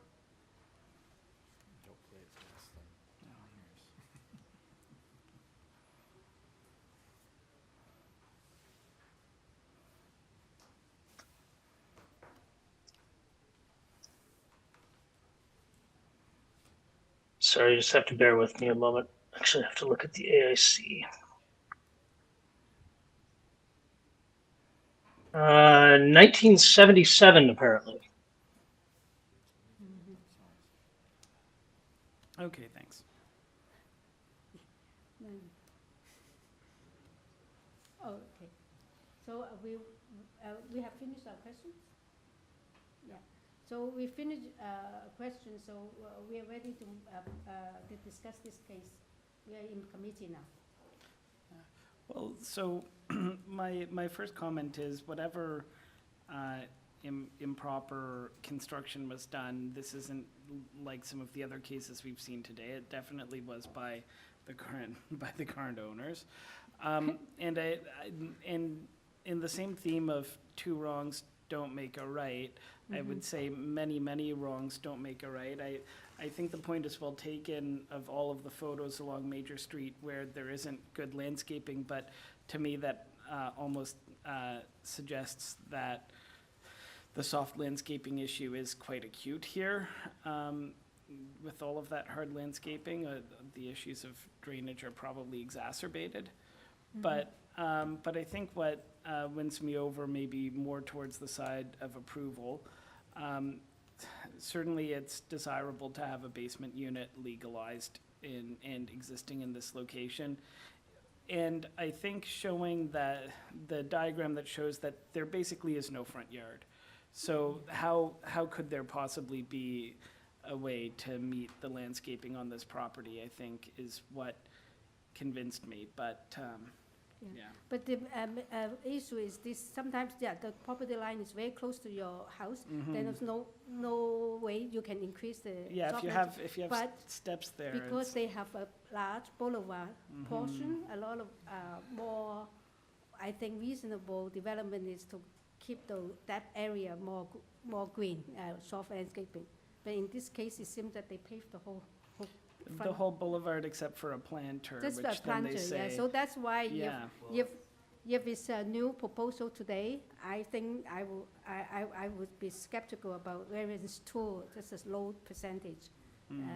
It's compensated. It's still low, but then it should be compensated with the boulevard. In the boulevard landscaping. Yeah, it's unfortunate. Yeah, I mean the basically their entire space is taken up by their porch and steps, right? So there's not really any space to put any green landscaping other than that one planter. The property line goes right at the base of their steps. Yes, I think so that's the restriction. But what I mean is, it's so unfortunate that boulevard part that it will not give some more landscaping. That's true. Yeah. Yeah, that's. Yeah, like if they, yeah. But it is what it is. It's 1978 or 77. I don't know, I'm actually, I think there's more going on in that boulevard portion than in Neighbors, right? Like, there's a tree, there's some bushes, like, I think they've made an effort to make it look nice, and I think this is, it's a very common condition that especially arises when there's a basement unit, and as my colleague said, like, that's an important element in these neighborhoods. Yes. All right. I mean, the variance still stay the same. I mean, where the boulevard part, what they do. Yeah. Yeah. Oh, okay. So a motion then, yeah, please. Yeah. Sure, I'll move to approve it, but with a notation in the record that we do not condone construction without permits or contrary to approvals. Yes. Anyone like to second? Yeah, Mr. Peter Reed, second. Yeah. All in favor? I don't think there are conditions even. No conditions. Approved unanimously. Yeah. Number 27 is postponed, and then let's go to item number 28, 353 Indian Grove, I believe, and this is to construct one-story auxiliary building, which is like a workshop in the rear yard. The existing auxiliary building, which is a shed, will be removed.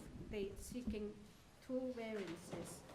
And on this file, we receive a copy of survey site plan, floor plans and elevation, 6 photographs of the property, cover letter from the owner, and 3 protection plan from Design Revolution, and staff comment from Urban Forestry, and also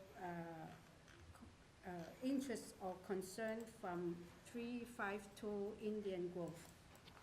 That's all. Any registered speaker? No? So just only, yes. Yeah, we are ready for you. Thank you. My name is Michael Beeforth. I'm the owner at 353 Indian Grove. Thank you for having me today. I'm happy to speak to anything in the proposal and in the letter. We're seeking 2 minor variances to build a new workshop in the back to increase the utility and usable space of our home. Those 2 variances are to increase slightly the lot percentage or the lot coverage percentage from 5% to 6.5%, and to slightly reduce the setback from the south lot line for the eaves of the building. You didn't mention, although I hope that they've been seen, that we have letters of support from our neighbors to the south and to the north for this building. We believe that it's consistent with other buildings in the area and neighboring backyards, as you've seen from the photos attached to my letter. And subject to any questions you may have, I'm happy to rely on what we have in the materials. Yes, please, go ahead. Just, we did get a letter of concern, so I was just hoping they're not speaking, but I was just hoping maybe you could address that quickly. Someone's concerned about noise coming from the workshop that's close to their property. I was just wondering if you could. I've not heard that, but I probably should have looked. But that's came in very late. Supplemental, yeah, it's in the supplemental, means late. It came in very late. Yeah. So 352 is across the street? Yes? Yes, they say across the street. Yeah. Okay. We're not going to be using any power tools or anything like that in there. It's going to be a workshop for, carpentry and handicrafts. So I don't think there are any noise concerns. Okay, great. That you should be worried about. That's good. Okay. So any more questions? So, okay, we don't have any more questions to you. So you have any last comments you want to address the panel? We're going to make. No, Madam Chair, thank you. So we're going to get into discussion and make a decision. Yeah, we are in committee now. Yeah, please, yeah. Thanks, Chair. I think this is a completely reasonable application. The size of the workshop is modest, and the variance is being requested to enable that to happen as well. They're small numbers, and I think that these are deep backyards, and the separation between the houses is great. So I think this fits in well with the pattern of development in the area. I move approval with subject to urban forestry condition 2. Okay, second? Yeah. Mr. Gauguin, second. All in favor with condition, forestry 2, or unanimously approved. Through you, Madam Chair, Yes, just point of correction. In the minutes, we will state, because it is part of their cover letter, the 2 letters of support are from the owners of 351 and 355 Indian Grove. So those will be listed in the minutes. Okay, in the minute, Thank you. okay, that'd be good, yeah. Thank you. So, move to number 29. Okay,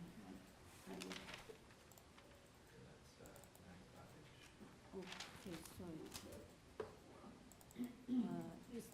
It's the next session, right?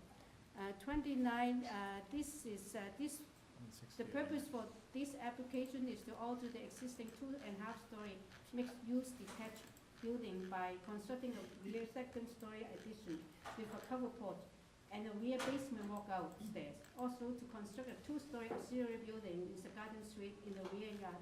The existing detached garage will be demolished.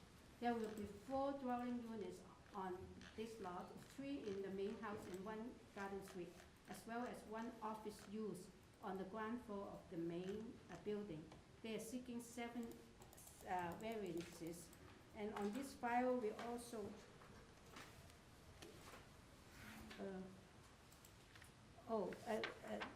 I forgot to say the address for this item is 168 Annette Street. And we received a survey, site plan, floor plan, and elevation, 5 photographs of trees on the property, and the site-specific bylaw, and presentation material from the agent, staff report from Urban Forestries, and support we received 7 addresses from Pacific Avenue, and also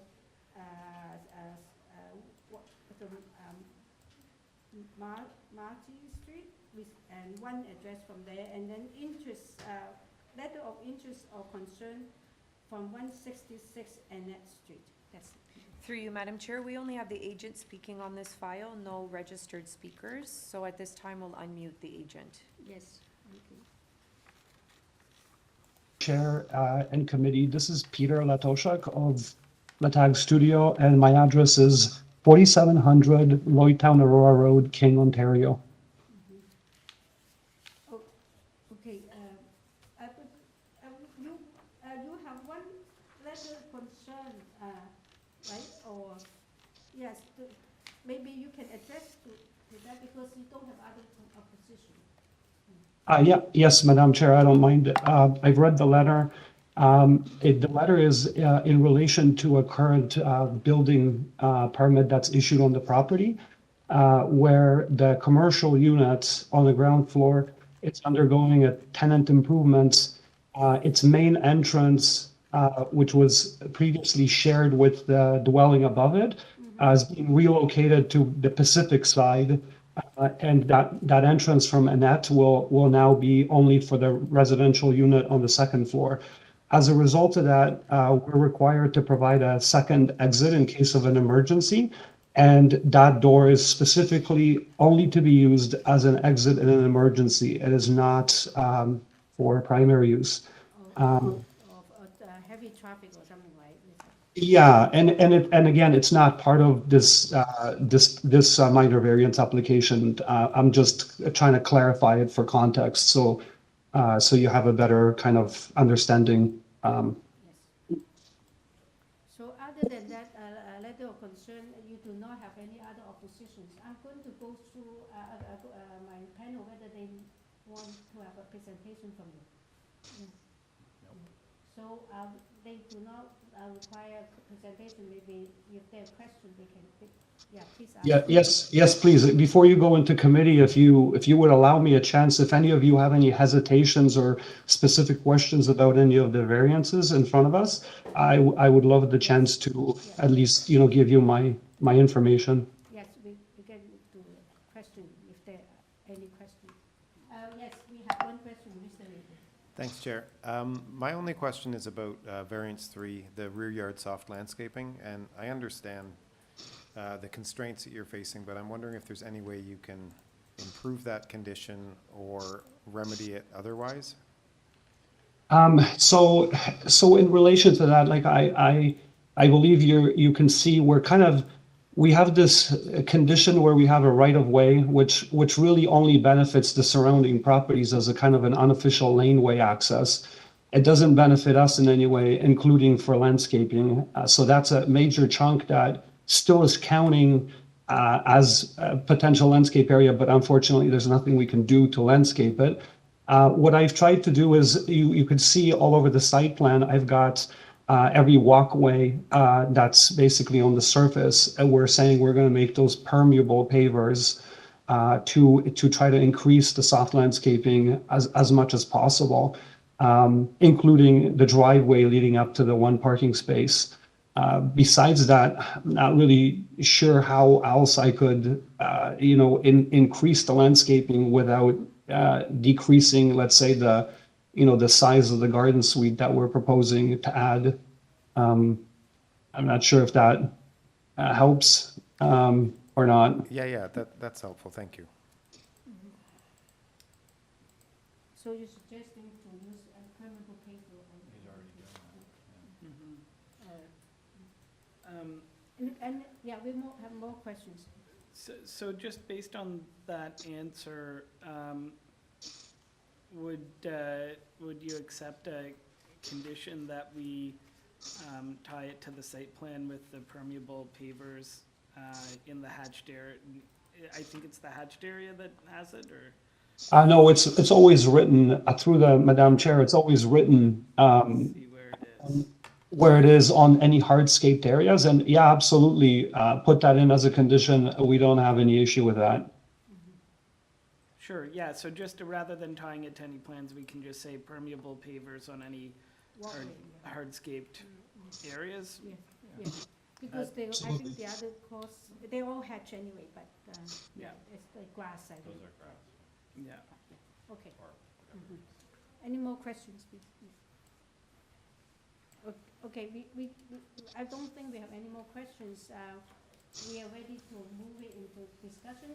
Do you have anything you want to address the panel before we do that? No. Okay, we are in committee. So I live, if you don't mind me going first, Madam Chair, Yeah. I live pretty close to this, not quite more in Bloor West than in the Junction, but this is the stretch of Annette Street right in the Junction. It's a very vibrant area, a lot of demand to live there. Mhm. And it's nice to see a sort of secondary collector street like Annette having something mixed use as well. So I think there's a lot to commend this. It's a corner lot. The garden suite makes sense. Increasing the units in the main house makes sense. So I'm very supportive of this, and I think the variances to achieve it are pretty minor. Yes, Mr. Wick, yeah. I'm in agreement with that. My one concern when I first saw it was that I mean, it's great to have a large garden suite, 2 stories, but that it might be a little imposing. But I noticed that the northern neighbor who's most affected has agreed and is happy with it. So given that, I'm very pleased to be supporting it. Yes. So is there a motion or? Sure, Yeah. I'll move to approve it with the condition that all hardscaping areas be Permeable. constructed with permeable pavers. And also, I think there's a forestry condition too. And subject to that condition. Yes. Anyone second to that motion? Yes, Mr. Wick, second. All in favor with condition, with forestry condition, and the permeable paver? Yes. All approved unanimously. Thank you. Okay, now, item 30 is 187 and 191 Niagara Street. And this one is being postponed. Oh, good. Quebec Avenue. Okay, now, item 31, 77 Quebec Avenue. For this, the purpose for this application is to alter the existing 20-story apartment building by converting the staff and activity rooms into one residential dwelling unit. Also to reduce the indoor and outdoor residential amenity spaces and bicycle parking spaces. There will be a total of 331 residential dwelling in this building. They're seeking 2 variances. And on this file, we received plans as a survey, site plan, floor plans and elevation, 4 photographs of the property and decision affecting the subject property. We received comments from transportation engineering, and also there's an opposition from 77 Quebec Avenue, apartment 2025. Yeah. Through you, Madam Chair, we just have the agent speaking for this application, so we will unmute them at this time. No registered speakers. Okay. Yeah, we're ready. Sanjani? Yes, good afternoon, Madam Chair, members of the committee. My name is Sia Zanjani, and I'm the architect and the applicant on behalf of the owner for this application. And the address is 15 Allstate Parkway. That's my address. So through you, Madam Chair, we would like to make a small modification to the variances, and we would like to go ahead and delete variance number 2, which relates to the bicycle parking, and that's as a result of discussions with planning staff. They would really wanted to see that extra biking space added, and given the demand at the front entry. Bicycle storage that's existing, we agreed to add an additional matching bicycle space at the front, so we no longer need that variance number 2. That's good, because also I had question on that too. If you did not delete it, it sounds like maybe it's missing a word additional parking spaces. Otherwise, it will be no bicycle space at all.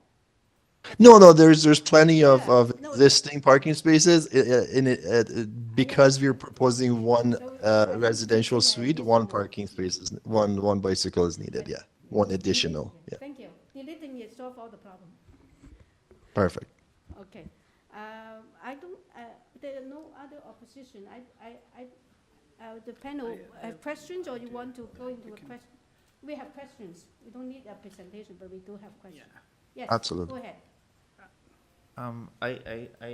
I want to understand what these rooms were formerly used for and why you no longer need them. Sure, I can address that. So if you can scroll down to page A2-1, that's probably the best drawing to look at. It's probably the next page. So there are one up. If we can go to the previous one, A2-1, there we go. So there are, so the staff meeting room has been vacant for years. It was something that the building management thought that they would need, but they no longer need. And that's the unit that's going to be converted into a residential suite, a one-bedroom suite. The activity room, that's an underutilized or space that was recently renovated but never, even though it's not technically by definition, the new use would be an amenity space, but it's a guest suite. So it's going to be converted to a guest suite for the use of the tenants. So again, even though it's not technically an amenity space, it would be for the direct benefit of the tenants.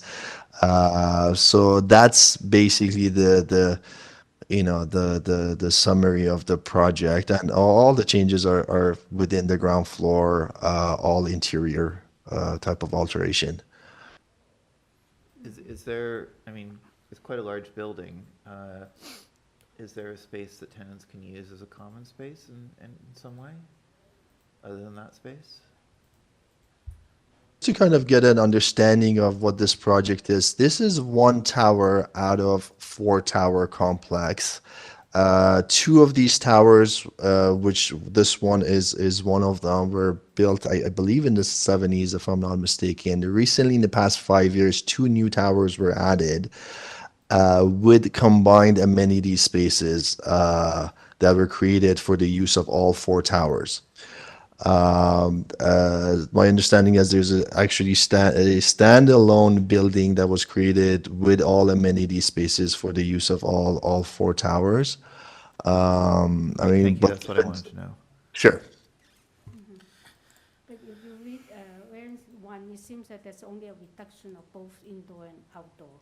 It's not eliminating. Yes, more questions? Yeah, so my concerns were actually sort of along the same line as Mr. Reed. I'm always happy to see infill housing, but this is a very large building that has 330 units already, and so you would think that amenity space is a bit at a premium for that sort of a building. And I'm just wondering whether there was anything done to investigate what uses, what other uses this space could have been put to. So like I said, the staff meeting room is not currently considered an amenity space. The activity room was not being utilized, so there was a room that was left empty most of the time. So, but given the demand that the I guess building owners and management felt that would have for a type of like a nightly a suite for the tenants guests to be able to stay as a guest suites, that was the highest priority for the building. So that's what kind of informed that decision. I think the guest suite as a sort of amenity makes a bit of sense. Was there any thought to making 2 guest suites?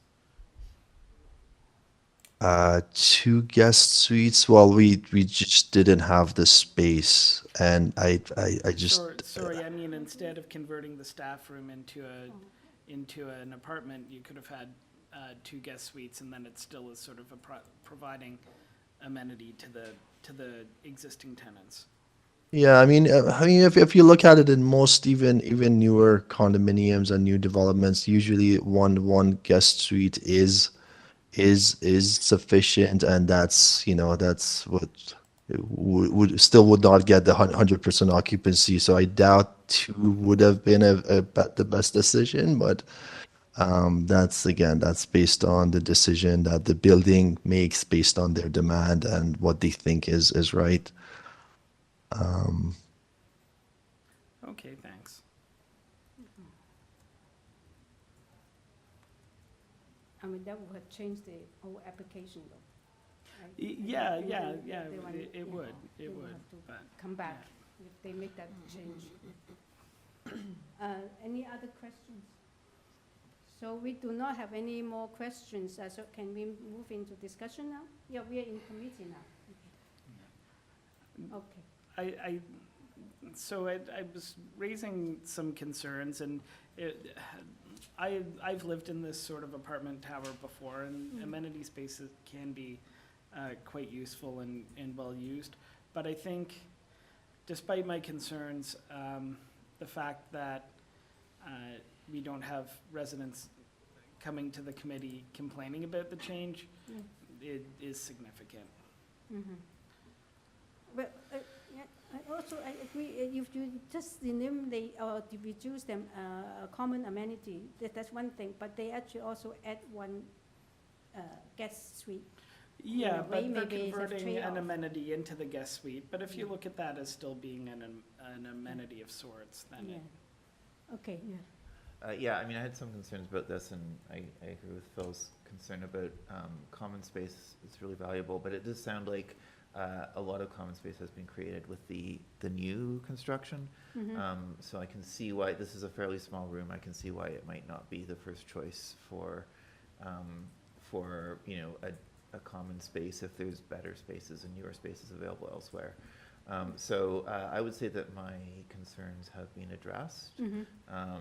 And I do think that guest suites are really valuable in these kinds of situations. But I'm assuming that a lot of these apartments aren't that large. So I think that that's actually a useful contribution. So I wasn't sure about this, but I feel like my concerns have been addressed. That's good, those are good comments. Peter? We have a motion? Sorry, through you, Madam Chair, just before the motion, just for clarity, so variance number 2 is being removed. Yes. And we'll also amend the purpose of application, second sentence, also to reduce the indoor and outdoor residential amenity spaces.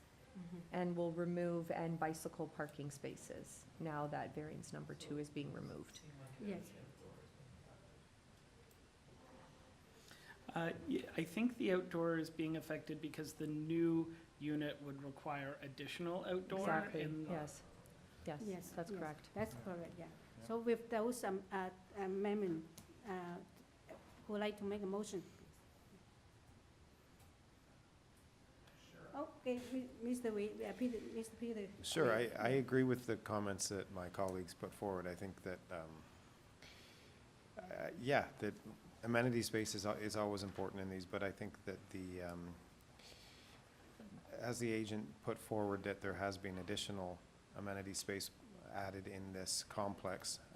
And I think that I agree that the guest suite is a positive addition. So I'll move approval of the application as amended. Yes, anyone second? Yes, Mr. Gauguin second. All in favor with the amended application? All in favor, unanimously approved. Thank you, yeah. So let's go to item 32, 634 Indian Road. For this application, the purpose is to alter an existing two-story detached dwelling by constructing a complete first-story addition with a rear third-story balcony. The existing auxiliary garage in the rear yard will be maintained and unaltered. There will be a total of 3 dwelling units on this lot. They are seeking 5 variances. And here on this file, we received copy of survey, site plan, floor plan, and elevations, 7 photographs of the property. We received comments from Metrolinx and advisory comment from Metrolinx, and there's one opposition here is 655 Humberside Avenue. Through you, Madam Chair, we only have the agent speaking for this application, no registered speakers. So at this time, we'll unmute the agent. Okay. Hi, thank you. My name is Osran Stambuk Holmes. I'm at 15 Moreland Road. Okay. So it seems that we do not have any opposition here registered to speak, but there's one letter in opposition from 6555 Humberside. Can you speak to that briefly? Yeah.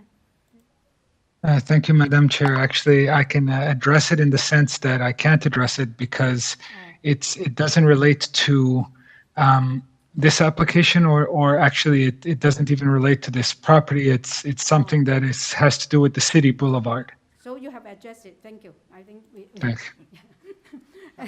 Okay. I want to go to the panel, see whether they require a presentation in that case. Anyone? No, they do not need a presentation. So we are ready to get into discussion and make a decision on this. Do you have anything you want to address the panel? No. No, thank you, Madam Chair. So thank you very much. We are in committee now. Okay. Comment and no comment. Then motion. Okay, Mr. Reid, Peter Reid. Yeah. Thanks, Chair. I think this is a good application, and these are very large lots and very large homes, and I think that this is a good intensification of the site. I do think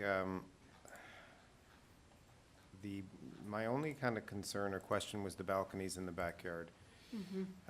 And I think it's probably wise to put a condition that the second floor balcony has privacy screening on the north and south. Okay. North and south sides, yeah. Mm-hmm. But I think the variances being requested are reasonable, and especially given the units that come out of this. Thank you. Anyone want to second and also comment on the motion? Yes. I'll just second it. I think everything that needs to be said has been said always. Oh, okay. But through you, Madam Chair, sorry. Yes. There's the warning clause. Yes. Or Metrolinx. From Metrolinx, yeah. Yeah, Sorry, we yes. add that because that one is to do with the 300 meter with the Metrolinx territory. And also we have the condition for privacy screen on the second floor north-south edges, 1.5 meter from that. Yeah. Okay. With that, you second. All in favor? Approved unanimously with condition, privacy screen and the Metrolinx comment. Okay, 33 is postponed. 34, okay, 34, I have to open 34. Through you, Madam Chair. The next set of items are to be heard at 4:30 or shortly thereafter. Right So- now, it's 4:13. Mm-hmm. Do I you don't want know to if take we a want to break? take maybe a 15-minute break just to follow the rules, just in case someone is to join at 4:30. Okay. Okay? Mm-hmm. Thank you. Mm-hmm. So we wait until 4:30. Yeah. Do we turn the video off? You can turn your videos off, microphones off. Mm-hmm. Just take a 15-minute break.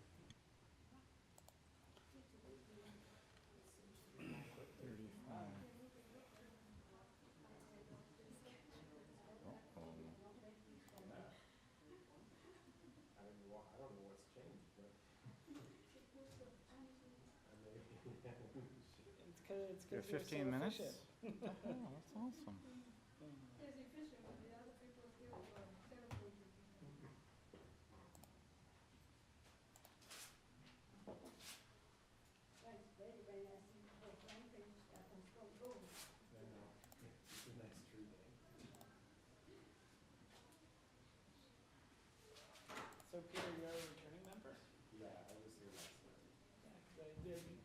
you missed the train, or I just didn't, Yeah, just didn't have a chance to chat, or? Yeah, no, I wasn't there. I was out of the country. Yeah. Yes, I was on a really long trip for months, so. Yeah. Yeah, I missed the end of last session. Yeah. And, yeah, the start. Where were you? I went with my family. My wife took a 6-month sabbatical. Wow. So we were gone for 5 months in like Yeah, but Japan, like and where, then yeah. Japan and Southeast Asia. Oh, wow. And So then did you have your interview in Bali on the I had beach? an interview in That's amazing. northern Thailand. It's amazing they weren't so jealous that they denied you for that reason. I think they just took everyone who wanted to come back. I got an instant idea that it's like on lemonade and Oh, it swimming was, suits. yeah, I was in some apartment. And then the guy, you have to give it to him. So impressive. Yeah. Yeah, so 4 months over there generally, and then the last month was in kind of Southern Europe. That's amazing to have a sabbatical like that. Yeah, totally. So he's all charged, so he's been going to North York, the Scarborough district, you know. I'm actually going to North York again tomorrow. You see? Oh, wow, so you're all over there. It's just, I think there's a lot of, North York supposedly it's entirely new members. There's no one returning, even the chairs. Oh, wow. And so I think they're looking for just some experience. Just some people to Yeah, to help, yeah. push stuff through. Or, Yeah. Yeah. Anyway, but I was there like a few weeks ago. And yeah, they'll get there soon. Yeah, I saw, I read something online about something that North York rejected that I thought, if that was downtown, I think we probably would have approved it. Yeah, it's totally. I think each of them has their own. Yeah. Yeah. They bring it from North York down here in my last, and the last thing. Because they have some chemical thing that that they have found, but in terms of the some because a new member, they do not realize that they have still have the majority of the vote. They get approved, but sometimes abstain, so it's not a majority of. Oh, no. Yeah, because some of this abstaining. Yeah, it's if two people abstain, you still require a majority, which they did not know. And so they have to bring it to here, which I was trained. But the thing was, that kind of project here, you're not even thinking about you approve. But then again, so many oppositions. It's a big item on that now. Yeah, the opposition's a bit homogeneous. Well, it's like the northern parts of our district. Yeah, I was gonna say the neighborhoods that, they have a lot of neighborhoods that are like the Forest Hills and the. Yeah, there's a lot. Willowdale and And you get together Forest to Park. create the group, all kind, and also in person. The thing is, also what's gonna happen all is Well, a lot of people show up there. What was just that are common building, but it's sort of like two rectangle offset, and then it's a 3-story already. They only ask 1 story. Oh my God, it took all kinds of 9 minutes the people around. Yeah. It's a big site, but really setback. But here, this kind of reviews and points about having 4 more units. Well, Yeah. Yeah, it's so interesting. Yeah, it's I've noticed. I did almost wonder, or I have wondered since I was appointed, maybe I should, my second choice was Etobicoke because I'm just kind of on this side of the Humber River, so I'm pretty close to Etobicoke and know it reasonably well. Maybe I should have gone there, I could have done more good. Systems change. Are you enjoying it so far? I'm loving it. It's good, right? Yeah, I enjoy sunshine and I would love if upon the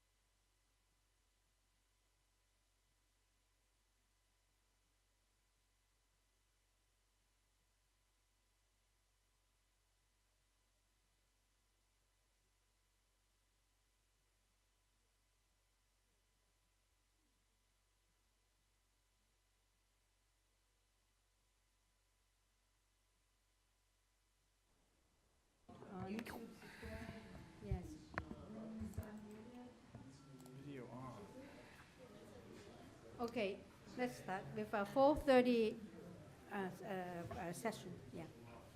Dearborn Avenue. Yeah. There's some, yeah, so he's, okay. We start with item 34. Okay, I don't think he can hear this way too soon. Item 34 is 62 Dearborn Avenue. The purpose for this application is to alter the existing two-story detached dwelling by constructing a partial rear second-story addition and a rear ground floor deck. They asking for 2 variances. And here on this file, we also have a copy of the survey site plan, floor plan elevation, and 2 photographs of the tree. And that's all we have received on this file. Through you, Madam Chair, Yeah. we just have the agent speaking for this file, no registered speakers. So at this time, we'll unmute the agent. Okay.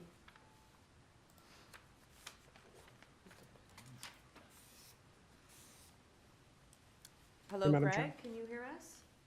Yes, I can. Can you hear me? One more time, Greg?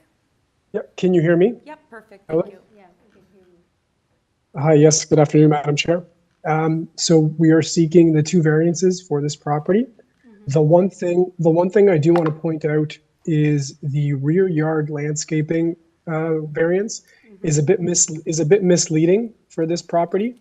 If you look at the floor plan and you look at the site plan, 50% of the rear lot is occupied by a garage and an existing concrete driveway. Unfortunately, the bylaw reads where those structures cannot be deducted from the rear yard. I did talk to planning, and planning is aligned with our request because simply due to the fact that we're constrained to pretty much only 50% of the yard is actually usable. We've also talked to planning regarding putting granular rock with a filter cloth underneath both the existing deck and the new wood deck, which would allow for water penetration underneath that deck as well.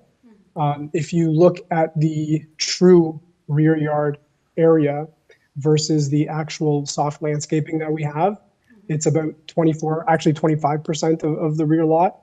So it's a bit, the request is not as unreasonable as it looks on paper. It's not a real reduction to 13% as it looks. Oh, I see. We also have, unfortunately, the petition of support was submitted a little late, but we do have the petition of support from the neighbors that we acquired today, but unfortunately, it'll be on the file just a little too late to be presented today. Okay. Because you do not have Oh, there it is. position on file. Yeah. Yes. The support, okay. Can we just go into questions? I do not think the panel wants a presentation, right? No. Yeah. We might have questions for you. Can I ask one question, please? Absolutely, yeah. Yeah, if you look at the photograph of your rear yard, are those paver, the stone, what, is it underneath, it's permeable or they're non-permeable? I do not believe that they are permeable pavers. Yeah. So you said that you're proposing to put felt underneath the deck, is that what you said? Felt and granular rock underneath the stone to help for water absorption underneath the new and existing deck, yes. Oh, okay, so we can you can put that as a condition, right? Yes, Okay. that's no problem. Yeah, that's all my question. Any other questions, please? So, and motion? Mm-hmm, yeah. Thanks, Chair. Yeah, I was concerned about the rear yard soft landscaping variance, but I think it's one of these, it's kind of a material improvement to the existing situation if we secure this condition. All that's happening is a deck is being rebuilt, basically, and so it does look large, but I think the fact that it doesn't account for the garage and the area beyond the garage at least can pull me over to this side. So I'd move approval of the application with the condition that the area under the new and the existing deck be permeable. Yes, anyone second? Yes, Mr. Goss, second. All in favor with that condition? Unanimously approved. Thank you. Yeah. Thank you. Yeah. So we can move to item 35 is 249 Robert Street. And for this, the purpose is to alter existing two semi-detached dwelling by constructing a rear two-story addition and a rear ground floor deck. They are looking for one variance. And on this file, we also receive, let's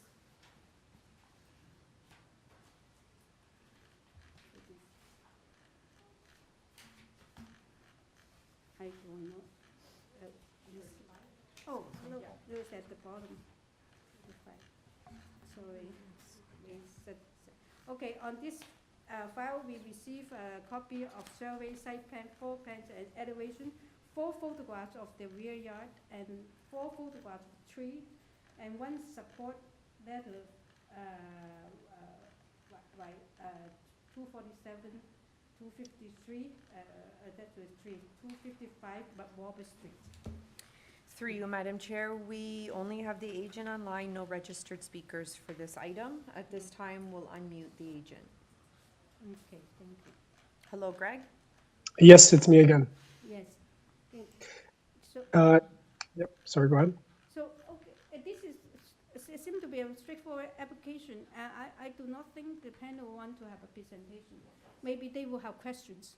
No question either. Also, do you have anything you want to address to the panel before we take it into committee? No, other than the fact that we have talked to planning and the neighbors, so in support of our application, I believe that the variance is minor. Okay, thank you. So we are in committee now. They're looking for one variance. So, yeah, okay. Yes, Mr. I'll Gauguin. just move that we approve this Okay. requested variance. It's minor in nature. As the applicant said, they have consulted with the neighbors. There are no opposing views, and it is minor in nature. I agree with you, actually, yeah. Anyone second to that? Yeah, Mr. Goss, second. And all in favor, approve with no conditions? Yes, unanimously approved with no condition. Thank you very much. Okay, the item number 36.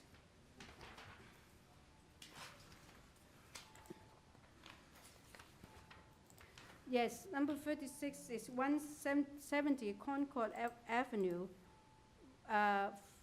For this application, the purpose is to alter the existing two-story semi-detached dwelling by constructing a rear ground floor addition and to enclose the existing front porch. The existing front porch there will be maintained and unaltered. So they are seeking 3 variances. On this file, we receive a survey, site plan, floor plan, elevation, 2 photographs of the property, and we received comment from community planning, and also a revised comment from community planning. There's support from 4 addresses on Concord, including 171 Concord. Through you, Madam Chair, we only have the agent online for this file, no registered speakers. At this time, we'll unmute the agent. And we have Greg again. Yes, hello, it's me again, last time Wow. today. Yeah. So we are proposing a very small rear mudroom addition. I believe the variances that are triggered are because we're enclosing the front porch. It triggers a new main wall, which it now becomes the front of the porch. We are not proposing to change the footprint of the house, nor are we proposing to change the steps. Those will all be existing. It's just the enclosure of the front porch itself and a small, I would say 2x2 rear mudroom addition. Yeah, it seems, I have one question. So is this very common Yes. on the street? This kind of enclosing some of the porch? Sorry, say that again? Is this very common on the street for other properties on the street? There are properties that have a front porch enclosure. Whether they did it with a permit, I'm not sure, but front porch enclosures are very common in this area. Yeah. Other areas, yeah. So So their planning, community planning condition, you're aware. So any questions? I guess my question was along the lines of what you were sort of asking, that the applicant's aware of and fine with the planning condition. Yes, yeah, I believe that they just wanted to make sure that we're not reducing the setback on any front yard if for second or third story additions, which we're not. This would be absolutely limited to the main floor. Mm-hmm. Thank you. So, okay, any more questions first?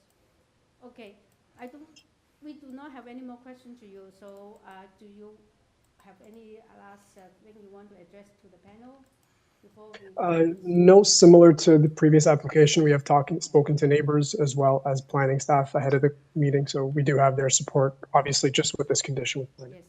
Yes. Okay, we are in committee now. Yeah. Yes, Mr. Goss. I'm happy to just go right ahead to move to approve it. It's a very small change to the property with minimal variances, and so I think it's in keeping with the area and suitable to approve. Yeah, with the planning conditions. With subject to the planning condition, of course. Yes. Second? Yeah, Mr. Wee second. Mr. Peter Wee second. All in favor with the condition? Yeah, unanimously approved with the condition. Yeah. Thank you very much. Yeah. Thank you. Thank you. And stay on for the next item too. Happy Valentine's Day. Okay, yeah, we need a little bit of laugh, right? Item number 37, 222, I think it was very funny. St. Mark's Road. And for this application is to construct a new one-story auxiliary building containing a garden suite with a ground floor and a basement. The existing detached garage will be demolished. And they are seeking 3 variances. And also we receive the minute of the November 22nd, 2023 public hearing, and a copy of the survey, site plan, floor plans, and elevations. Period zoning certificate for garage applicant. We have comments from Urban Forestry, and we have support from 224 St. Mark's Road. And opposition, we have 226, it seems that's 226 St. Mark's Road. Yeah. Through you, Madam Chair. So we have the agent online as well as one speaker in opposition. Mm-hmm. At this time, we'll unmute the agent. Yes. Mr. Perez, can you hear us? Yes, good afternoon. Can you hear me? Yes. Please go ahead. Yeah. Yes. You do yes, have good. opposition, so maybe you can give us a very brief presentation, 5 minutes maximum, please. Yeah. Okay. Yeah. Good afternoon, members of the committee. So my client has this property, and the house is relatively small, so they were thinking about doing an addition. But then when the garden suite bylaw came into play, they decided to pursue doing a garden suite. We have been exploring many different proposals, including one, because originally we were going to do just a garage to replace the existing one. The existing one is falling down. We have got actually clearance for zoning to build a garage. But then we applied to do the garden suite. We got a committee of adjustment last November, but it was too big. We were encroaching into the angular planes. The closed floor area was bigger.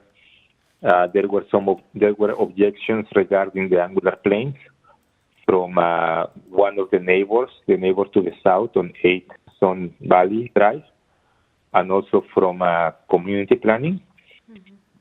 So what we did, we revised the proposal, and we actually did the garden suite in the same envelope that we had originally approved for a garage. So it's the same envelope, but instead of the garage, now it's a garden suite. The only thing we added is a small vestibule at the entrance that you can see in the site plan.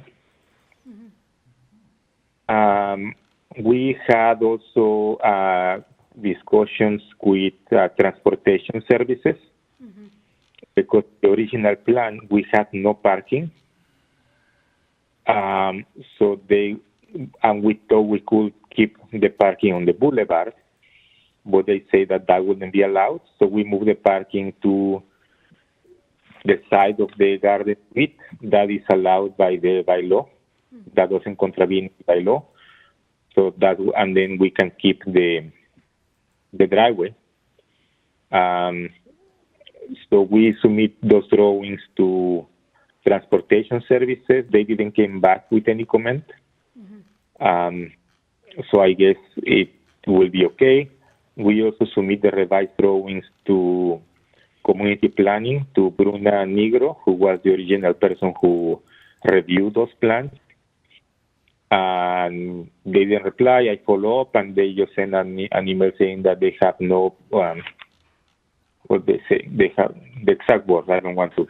Bruna. She says,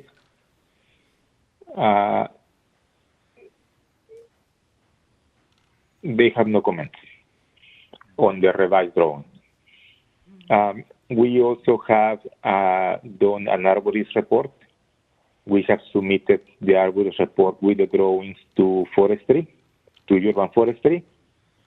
They're in review. They will require, once we do the construction, they will require an exploratory dig and certain measurements to make sure the trees are okay. We had a letter of concern also last time in November about the neighbor on 226 San Marks. She says she has a tree very close to the property line, but if you see on that, what will be the back of the garden suite, we are setting back 8 feet and 6 inches. So we are very far from that tree. Like altogether is close to 10 feet away. And that's away from the tree protection zone. The same neighbor sent a letter dated February 7 and another update on February 9. And she had concern about a small stairs, a set of stairs that we have in the back. But those ones won't have foundation. It's just like a wooden stair, just because now the ground floor is higher than the grade. So they will need just 3 steps to get out to that area. And we also have some concerns back in November from the neighbor at 226 San Marks. Well, actually, no, that's the one I'm talking about now. We have another concern on November 12th from Mr. Abeles. There was a letter. They didn't follow up. They didn't have any concerns for the new proposal. And then on November 12th, before the last meeting, we have the concern from 8 Sun Valley, the neighbors at number 8 Sun Valley Drive, and it was regarding the height. So we have removed the height. You reached your 5 minutes now. Can you make a quick summation? Okay, so in quickly, I think we have addressed all the concerns, and the main concern was the angular planes. We have removed that variance. We are only seeking the variances to the lot setbacks, but because the size, the shape of the lot is not normal, is an unusual lot. That is also triggering those variances because we don't know what is the back, what is the size. It's confusing, so they apply the most restringent zoning. That will be all my comments. Thank you. Thank you, yes. Do we have other speakers? Yes, we have some other speakers. Let's listen to this speaker and after then we will ask questions. Through you, Madam Chair, we will unmute the owner of 226 St. Mark's Road. Hi, yes, good afternoon, Madam Chair and members of the committee. My name is Caroline, and I am the owner of 226 St. Mark's Road, and I am in opposition of this bylaw amendment. As you can see, the tree is my main issue. It is only about 1 meter from the property line. As the agent just said, the new building is going to be 10 feet away from the tree. But from the drawings, you can see there's now going to be a staircase built right up almost to the property line. So I'm not sure how that is going to be done in a tree protection zone. Also, with it now being elevated, there is going to be a window and a door overlooking into my property. So I'm concerned about the lack of privacy there. Yeah, my other concern is the soft setback is, there's no way out. So there's a door and staircases, but if for a fire issue, they could exit that way, but then there's no way out because there are buildings on buildings on the one side and a fence on the other side. So fire is one of my major concerns as well. I understand there was the zoning certificate which was approved back in the 2022, but that does not include my tree in the zoning. That was not included in that. And I think the agent has also discussed most of my other concerns as well. So I know there was an application to injure my tree. And I just want to make sure for the safety of my neighbors and of my family that nothing is going to happen to that tree and damage any of my neighboring properties or injure anyone. Any questions? Thank you. Yes, we have a question for you. The agent said that the staircase is just going to be a wood staircase without a foundation. Does that help alleviate your concerns about your tree?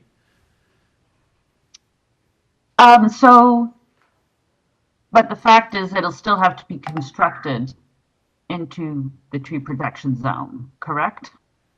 I'm not an architect, I'm not a construction, I'm just trying to read from the drawings here. And it being only a foot away from the fence, I mean, it's, yeah, I'm just trying to understand the drawing. I think that if the proposal will even injure existing tree, they still have to, that's a forestry condition. They will have to apply or review by forestry. Yeah, that's what I was going to say, is that I think what you say makes logical sense. At a certain point, there'll have to be some level of construction within that tree protection zone, but I think urban forestry is pretty adept at working out and making sure that those things are minimized, and that's part of the reason why there's a condition for a forestry application. That's right, yeah. Okay, I'm just also, concerned that this is going to lower my property value. Like I said, the lack of privacy as well with a window and a door. I know that properties built beside are not allowed to have windows just for fire safety. And I know this is not right close to my property, but that's just a concern of mine as well. Okay, we can have the agent address to that concern. Okay, any more questions to the speaker? Okay, yes, let's Okay, bring through back. you, Madam Chair, we'll bring back the agent then, Mr. Perez. Yes, so we have sent these drawings to urban forestry together with an application and together with an arborist report.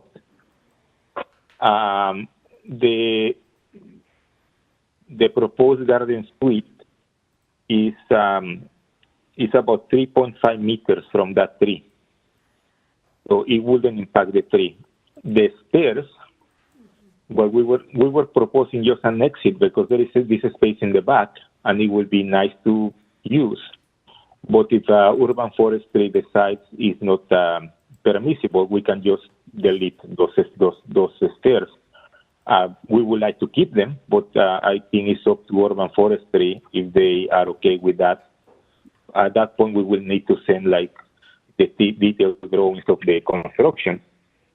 And then regarding the windows, we are 2.5 meters from the property line. So in terms of fire, we are, the building code has this provision on protected openings.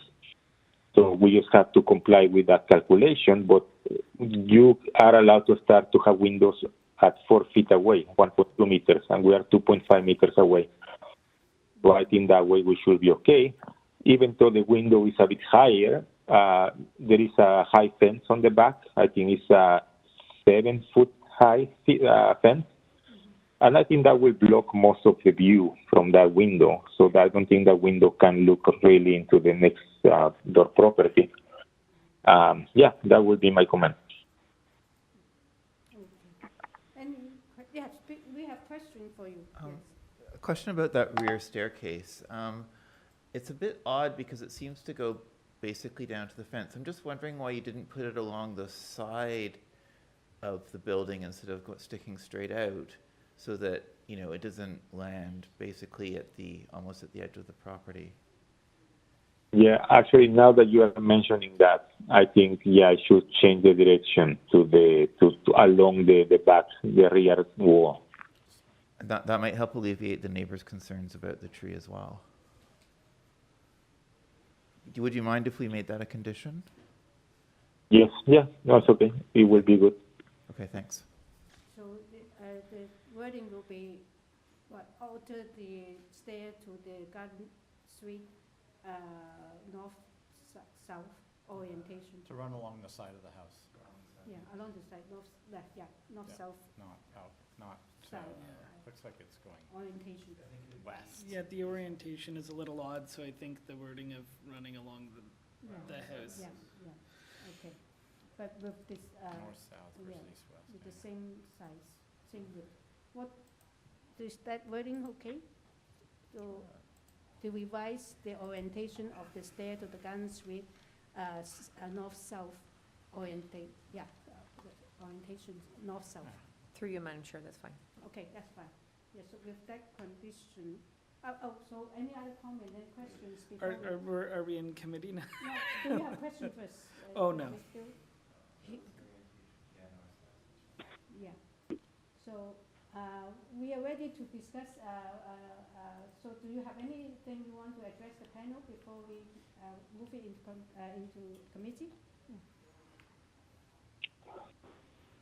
No, I think it's only that my client is looking into having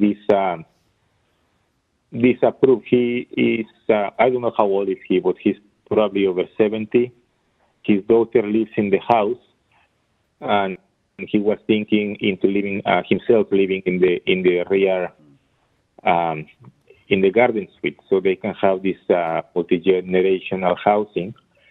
Because he's getting older, he wants to be closer to his daughter and to his grand kids.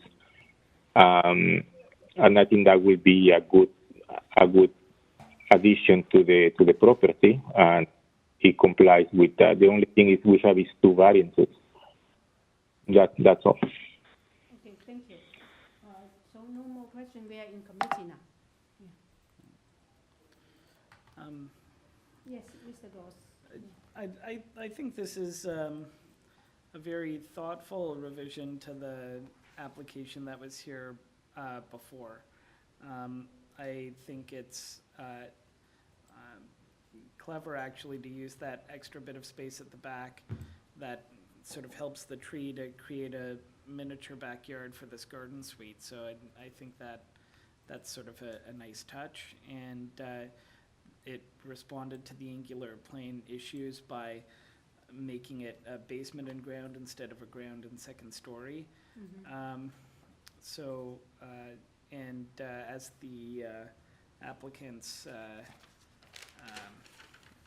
agent mentioned, some of the variances just have to do with it being sort of an oddly shaped lot. But I know this area fairly well. The boulevards are really quite large and ample in this area, and that's the case with this lot as well.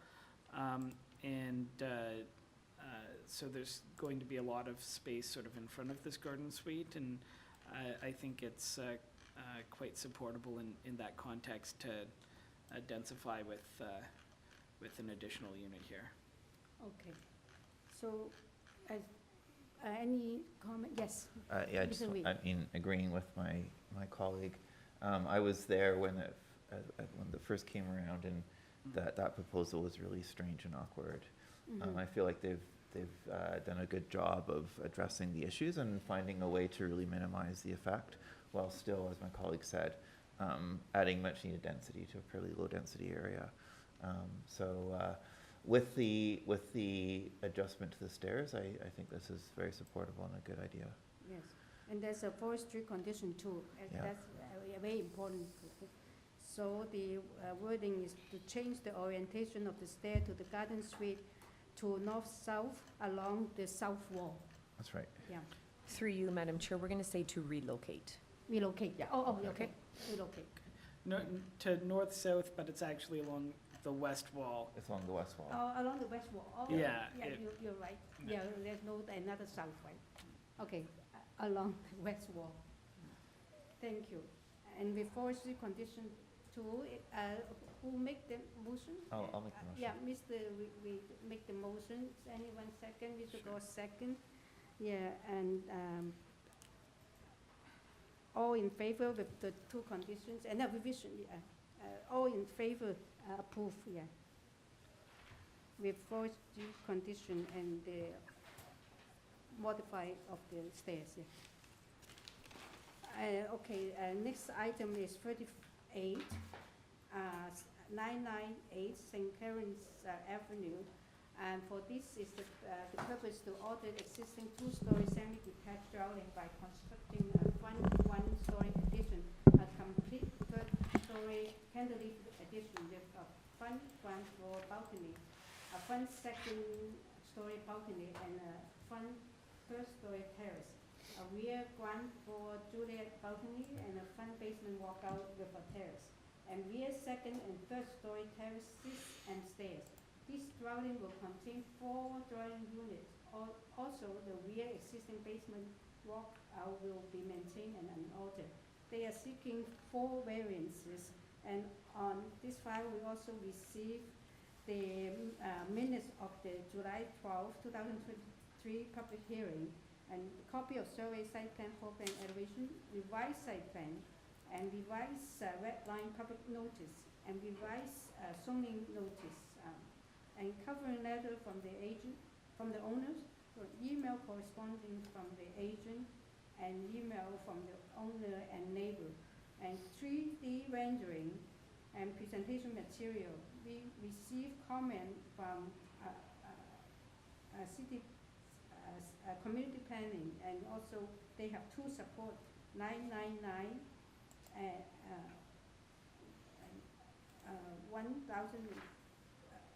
1005 and 989 1004, both on St. Claren's Avenue. Sorry, through you, Madam Chair, we have the owner here in Yes. person. Yes. We also have someone speaking in opposition that is also in person. Oh, okay. So we require a brief presentation from you because you have opposition. Okay. Yes. Thank you. 5 minutes, please. Hello? Yes. Hi. Hi, my name is Laba Gobazai. I'm the owner and I live at 998 St. Claren's Avenue. My understanding is we're pursuing 3 variances, minor variances. Oh, because you have a red line, you have. Yes. Yeah, then so let's go to the red line public notice. Yeah. So, can you go through the revision first? The revision, the revised Yeah, variances? Tell us what's changed and what's been deleted so that we get a good record, yeah. Okay, we are changing the maximum height, permitted height of all of the side exterior walls facing the side lot lines to 10 meters. Yes, that's variance 1, and variance 2 remain the same. No, variance two is a change. It's interesting, variance 2 is the maximum permanent dwelling depth of 19 meters, but the existing building is already 19.3 meters. It was already built that way. Yeah. So through you, Madam Chair, the way it reads right now is that the maximum permitted is 17 meters. That should read 19 meters. Oh, so we do have to revise the, Yes. it's 19 meters, so the proposed is 19.3. Yes. And variance 3 is deleted, Yes. and 4 remain the same. And yeah, 4 remains the same, the minimum required So front yard we got setback. everything there, right? Thank you. So with the amended agenda, can you give us a presentation? Thank you. I'd just like to start by saying this home is my primary residence, and I plan on making it my forever home. Before we get into the details, I'd like to point out that this is our second visit to the committee for this application. We have received and incorporated the feedback from the committee and neighbors into this new design. And in the best interest of the city zoning rules and neighborly concern, we have done the following changes. We've reduced the footprint of the new 3rd floor to fall within the GFA requirements for multiplex homes. We've reduced the height of the building from 11.31 meters to 10.46 meters to comply with the maximum height restrictions, as well as have changed the roof profile from the previous peak style to now a flat, thereby reducing the difference in height to the adjoining neighbor's roof to 1.56 meters. And finally, we have set back the new 3rd floor along the front side to 1.4 meters, significantly reducing the visual impact from the street level. So I'd like to thank the city staff for the recommendations. What you'll see on the rendering is that this property is located in one of the densest areas of the Davenport ward, close to St. Clair corridor, where there's an increased housing demand. This proposal is designed to address that need through the conversion of the existing 2-story building into a 3-story legal fourplex. One self-contained unit will be on each floor. Utilizing the city's multiplex housing policy, we've designed 4 affordable homes large enough for families to grow and age in place. Taking advantage of the existing footprints, each unit will be approximately 1,100 to 1,200 square feet, have 2 or 3 bedrooms, as well as 2 bathrooms. A walkout balcony will be added to the east side of each unit along with privacy screens.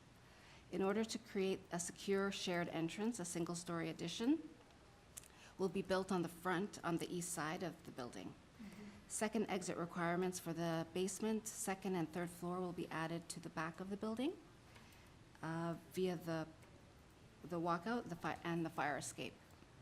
The second exit for the 1st floor unit is via the balcony stairs to the east.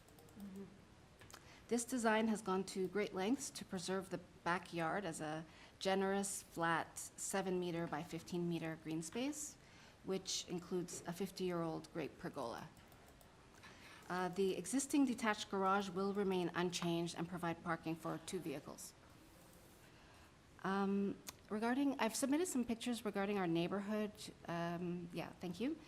So just to note that, 3-story buildings are already being built in my neighborhood, and therefore I believe this proposal fits within the character of the community.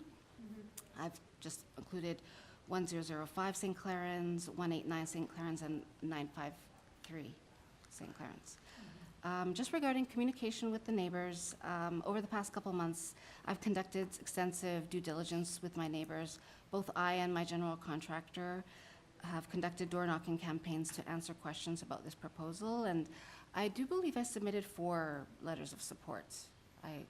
Just for the record, 998 St. Clarens, 999 St. Clarens, 104 St. Clarens, and 1005 St. Clarens.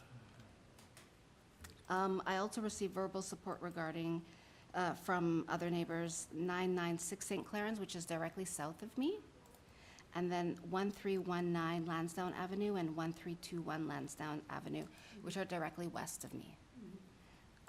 Regarding my neighbor at 1000 St. Clarens, directly north, it's the attached, semi-detached. As I've detailed in my cover letter and attached emails and texts, I've been communicating with this neighbor since June of 2023, which is a month before the first hearing, July 12, 2023. Our communication has been quite extensive, and for that reason, I believe I have satisfied the requirements of the previous committee's decision. During these conversations, my neighbor has expressed several valid concerns, including structural integrity of the roof tie-in, additional weight of drifting snow on his side of the roof, impacts to common wall foundation and footing, and construction noise. All of the above concerns are understandable. However, I believe they're related to the building permit phase, where my licensed engineer will certify the structural soundness of the building, and of course will then be reviewed by the city engineers. And I have all confidence that they will be able to ensure the project is compliant. I just want to also add that, to note that my neighbor has requested financial compensation from me worth hundreds of thousands of dollars for the inconvenience of me renovating my home, which I declined because I believe that request is unethical. 5 minutes up. Yeah, thank you. Yeah. That's it. Yeah, thank you. We will hold the question to you after we hear the opposition. Okay. We will call you back.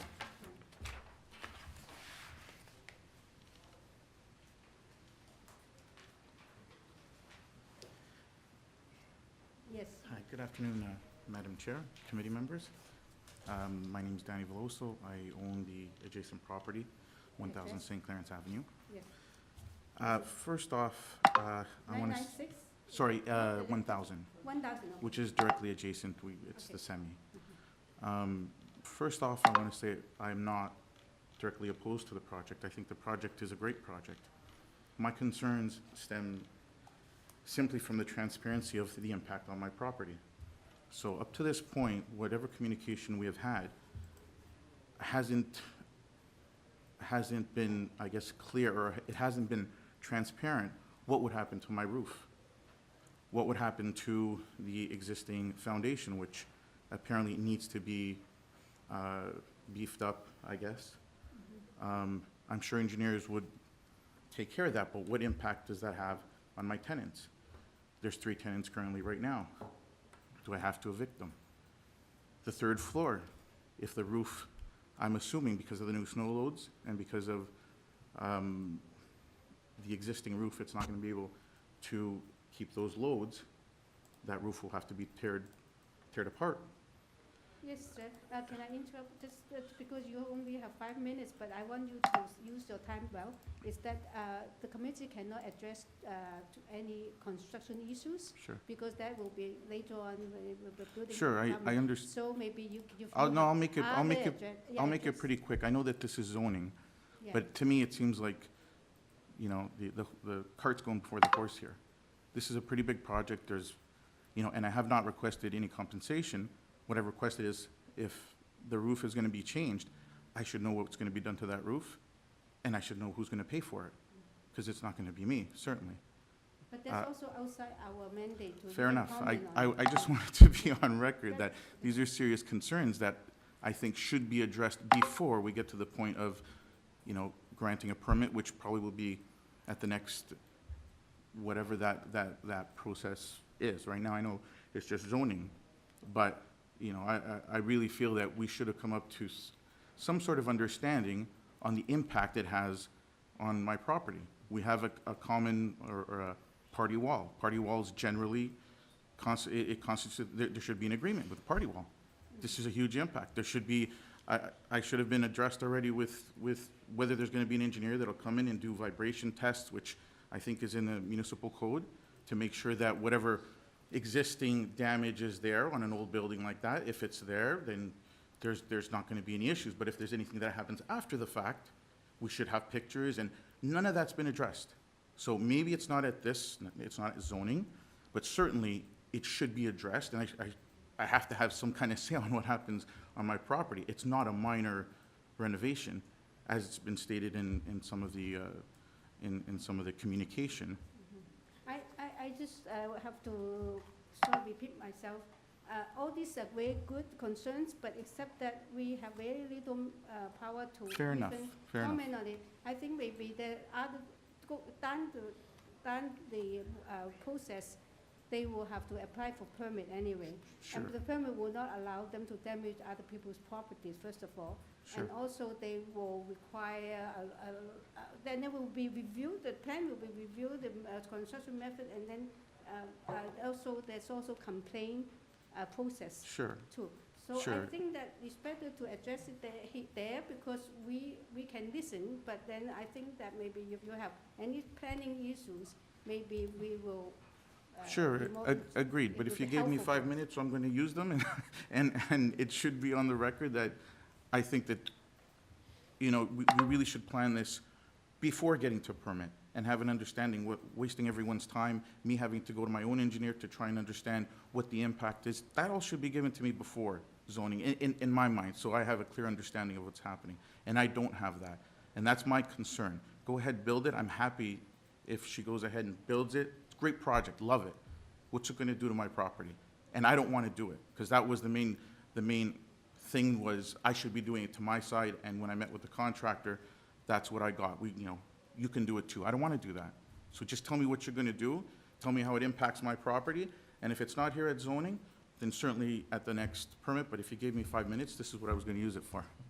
Yeah, but also also I have a warning in the beginning that the 5 minutes used to discuss the zoning. Fair enough, okay. Yeah, variance in front of us, and then that will be helpful for everybody. But also some of your concern, or maybe if you are in discussion with your neighbor, maybe some of the concern can be addressed at that level too.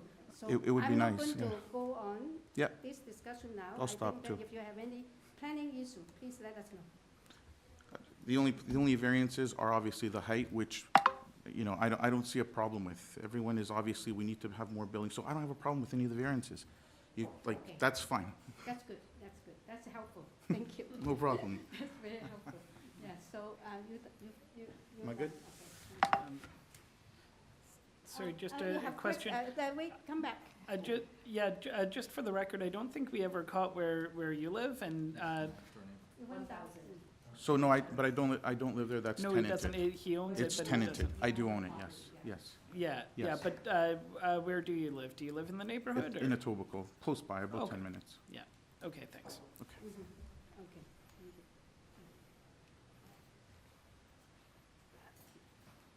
And again, I would just remind you, the opposition raised a lot of concern and questions, but then please focus just on the planning, rebut only on the planning issues, not any about private. Were there any agreement planning about cash, issues? No. Were there any objections about planning? That's what- About my zoning application? I didn't hear any. No, so you can say that, yeah, I mean, you don't see any opposition, so you don't have to comment on it. Okay, yeah. Okay, any question to this, to the applicant, please? Yeah, so about the variance 3 that was removed, the maximum, it says the maximum floor space is 6.6 times, and the original variance was for 1.08 times, which is quite a lot. So I'm just not confused about how it can be adjusted to eliminate that variance completely when you're not. I mean, changing. that was a recommendation from the city staff.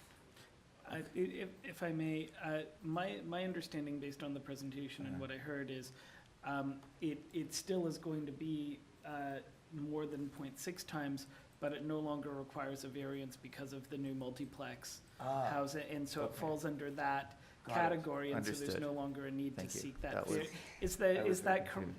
That's my characterizing it understanding. correctly? Okay, Yeah. thank you, that's very helpful. Okay, that's great. So the other question I had, sorry, I know this isn't exactly part of this, but you did change the roof line, so you no longer need a variance for height. But I know that the neighbor was very concerned about snow and stuff falling onto his roof.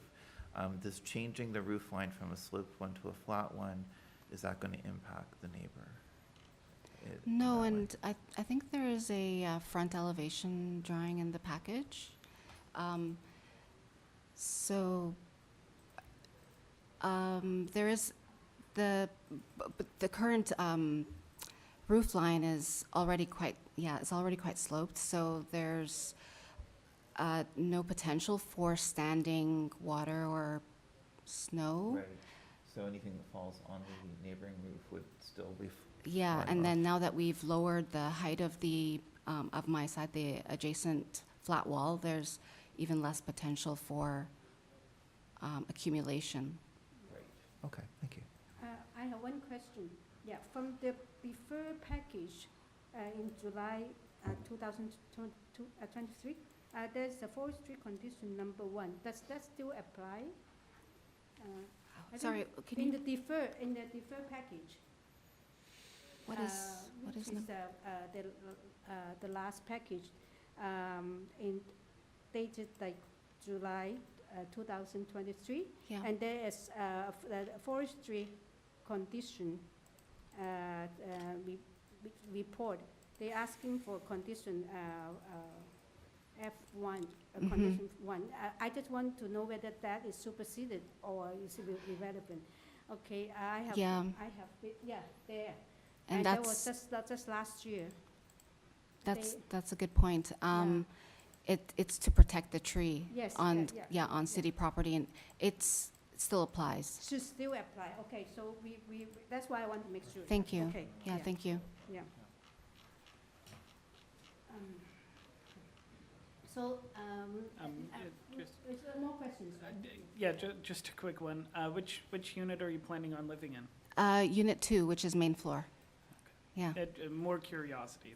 Yeah, no, I mean, it's honestly a really beautiful property, and if you know my area and my neighborhood, there are a lot of very small lots, and there are only probably 2 lots where a project like this can actually happen. So I'm really happy to maximize the use of this property. Thanks. Okay, any more questions? So we are ready to move this into discussion. I think that And sorry, just for the record, I do want to say that I do hear all of my neighbors' concerns, and I'm more than happy to continue discussing them prior to the next permit. That's very positive. Yeah. Thank you. That's what we need. Yeah, and we are in committee now. I'll start. Yeah, I think this is a great project. I think it's also odd that we have a neighbor who is super supportive of something this large going in next to him, I think in principle, right? I think a lot of the issues that the neighbor is raising are technical issues that I have faith that the city will address as the time goes on, as the building permitting process starts. But I know there's been some animosity, but I think there is some positivity that there is a general support for the project, and that's great. I agreed with the applicant. I think that the lot is large and can easily handle this building. It's been well designed. I love that the terraces are out front. I think that's a very kind of social way to contribute to the street, and that most of the footprint is basically being stuck to. So I completely support this application. With the amended application, right? Yeah. And also, if we impose the forestry condition, I would like to date that July 21st, so they can find it. So they can Because find it's it. not on the first layer. Yeah, sure. So I'll make that motion. If anyone else wants to jump in and say something, they can Yeah, please. go ahead. I'll second it, but I also want to say, it's like, the one thing we know about renovating new houses is that you expect the unexpected. So having good neighborly relations and as you know, the building inspectors and contractors and all this stuff, it's a process together, and that I think you're starting off on the right foot by having that dialogue, and because we can draw beautiful drawings, but the reality on site and doing it is sometimes challenging. So It's a big project for it's a big anyone, project, and I also think, emotional and I always. think if you're working together, it makes it so much better. But there are measures in place with city permitting engineering credentials, contractors bonding, all of that stuff protects everybody during that process as well. So I think that's something you can both talk about. If we have a motion, I second that motion. No, I think we have comments. Oh, Yeah, so I have a comment. Yeah, so I hear the neighbors' concerns as being entirely construction related, or almost entirely construction related. I get the implication that there might also be a financial aspect to the construction that's also a concern, but none of that has to do with what's before us. And I think the whole EHON policy, the expanding housing options in neighborhoods, and then multiplex policy, this is exactly what it's looking for. So, and done in a very attractive way. So I'm highly supportive and wanted to mention that. Mm-hmm. Yes. I just want to make sure that we include the planning condition as well. Yes, that's right. Yeah, that's one condition of planning. Yeah, that's Yeah. a community planning condition.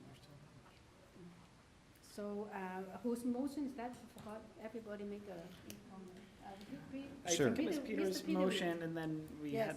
hadn't decided who holds second, so I'm You happy to second. Peter goes second, okay. As amended. As amended, and also with the condition for forestry one. And community planning. Community planning, one condition. So, all in favor? Unanimously approved with conditions, yes. Thank you. So, did we finish? Oh, no, we have one more item, last one. Number 39 is 29 Female Avenue. For this application, the purpose is to construct a new 3-story detached dwelling with a front individual garage, a front covered porch, and a rear ground floor deck, and a rear second-story balcony. They are looking for 3 variances. And on this file, we received the copy of the minutes from July 26, 2023 public hearing, copy of survey, site plan, floor plan, elevation, cover letter from the agent, arborist report, tree protection plan, and also a staff report from urban forestry. And that's all. Through you, Madam Chair, we have the agent online. We also have 1 person in interest and 3 people speaking in opposition. So at this time, we will unmute the agent. Yes. Sarah Maddie? Oh, can you hear me? Can you speak to the microphone? Yeah, can you hear me? No, we can't hear you. Can you speak a little louder? Yeah, can you hear me now? Yeah, better. Yeah.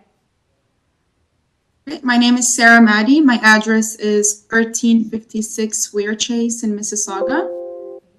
It seems that you have some opposition. I think we should have a presentation, 5 minutes presentation from you. Go ahead, please. Yeah, I'm the authorized agent on behalf of 29 Thelma Avenue. This is a proposed 3-story detached dwelling that requires variances for the height of all exterior main walls, the floor space index, and the side setback. The proposed variances are very similar to 40 Thelma Avenue, which already got approved for a permit. The last hearing date, we had to defer it as we had to redesign the garage area.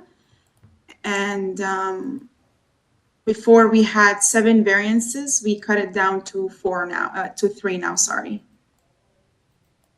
Yep, that concludes my presentation. Okay, thank you. So we hold our question to the agent and let's listen to the oppositions. Through you, Madam Chair, we will start with the owner of 21 Thelma Avenue, Michael Clark.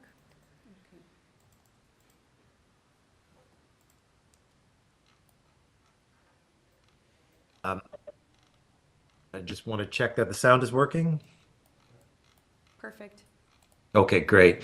My name is Michael Clark. I'm not the owner of 21 Thelma. 21 Thelma is a 20-unit share equity co-op.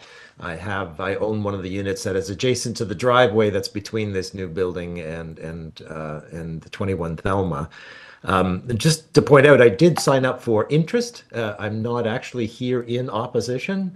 I do appreciate that right now we've got an abandoned building that's literally falling down, and I appreciate that that someone is going to be putting a new structure in. That's great. I think the only thing that I find absent in this process is the fact that I'm hearing from many other people today that there was some sort of reach out to the neighborhood.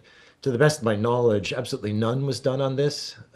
This building does have windows that are facing directly across a very thin driveway. And so I just want to make a note that I think the neighborhood would have appreciated to be discussed. It just seemed to show up one day. So I think, again, though, I am not in opposition. It is an eyesore right now, and this was inevitable. So do you have any concerns about the variances? The height is I think the agent is correct. It's becoming a standard in the neighborhood. There are two other buildings with that height at this point.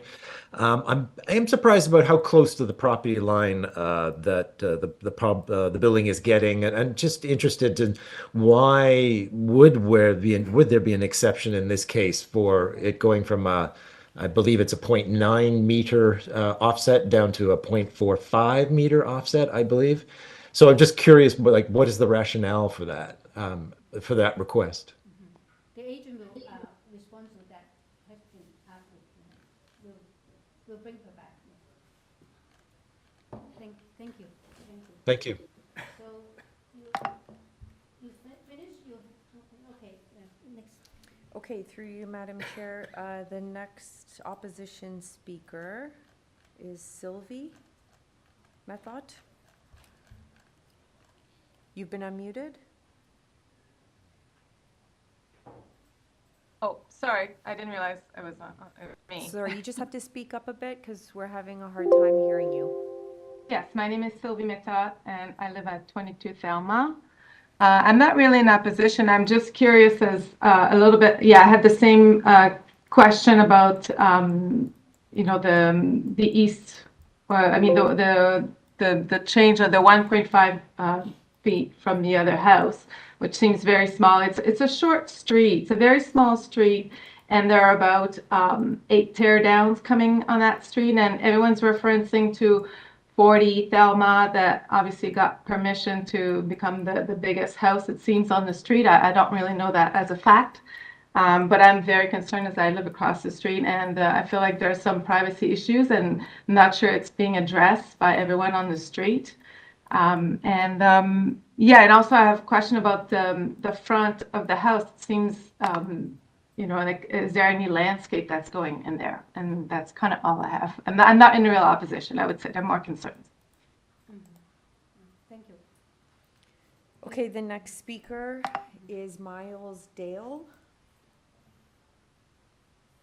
Oh, hi, my name is Miles Dale. I also live at 22 Thelma. And again, I'm not completely in opposition, but I have noticed that with these heights and setbacks, things get higher and higher. And it started with 18 Thelma, which a number of years ago was granted, I think, some significant variances, went very high, and then 40 Hellman. It seems they're just going higher and higher. And I'll tell you why. Our concern is basically to do with another abandoned house that's right next to us at 20 Thelma. And it's been bought by a builder who is going to build something as well that, from what he showed us, is very, very high and very close to the lot line, and will essentially rob us of all of our western light. So I'm kind of more listening in to see how this goes, because I'm concerned about that, and I think he's going to be going to committee in a little while. So I was really, again, not completely in opposition. I agree that it is an eyesore across the street. The street's in transition,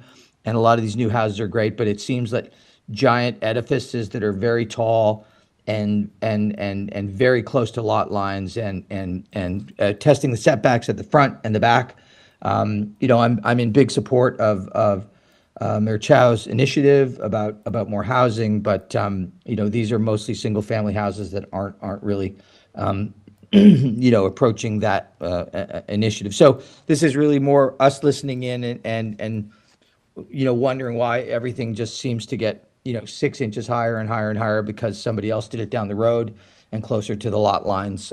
So it's just, again, expressing that concern generally. Thank you. Okay, any question to all? We have more speakers. We have one more speaker. Okay. So we're going to unmute Eric Berthold. Yes. This is he. Can you hear me? Yes, we can hear you. Okay, great. I live at number 10 Thelma Avenue, and like the others, I have no objection whatsoever to this application, and in fact, I welcome it. The house that is there now is derelict and ready to fall down, and it is an eyesore and needs to be removed from the street. My only 2 questions for the agent to Sarah Maddie is, one, we're sure this is going to be a single-family home, and number 2, when will the demolition take place? Because I can't wait to see it go.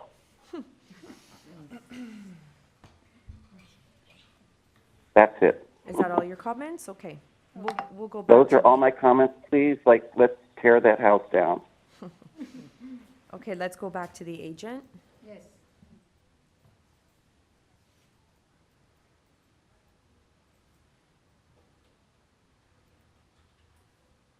Hello? Yes. Yeah, can you hear me? Yes. We can. You have picked up all the comments. You can start with, give them answers or just respond to them, please. Yeah. Yeah, so it seems like everyone is concerned with the size of the house, and the size of the house I'm proposing is very standard in the neighborhood.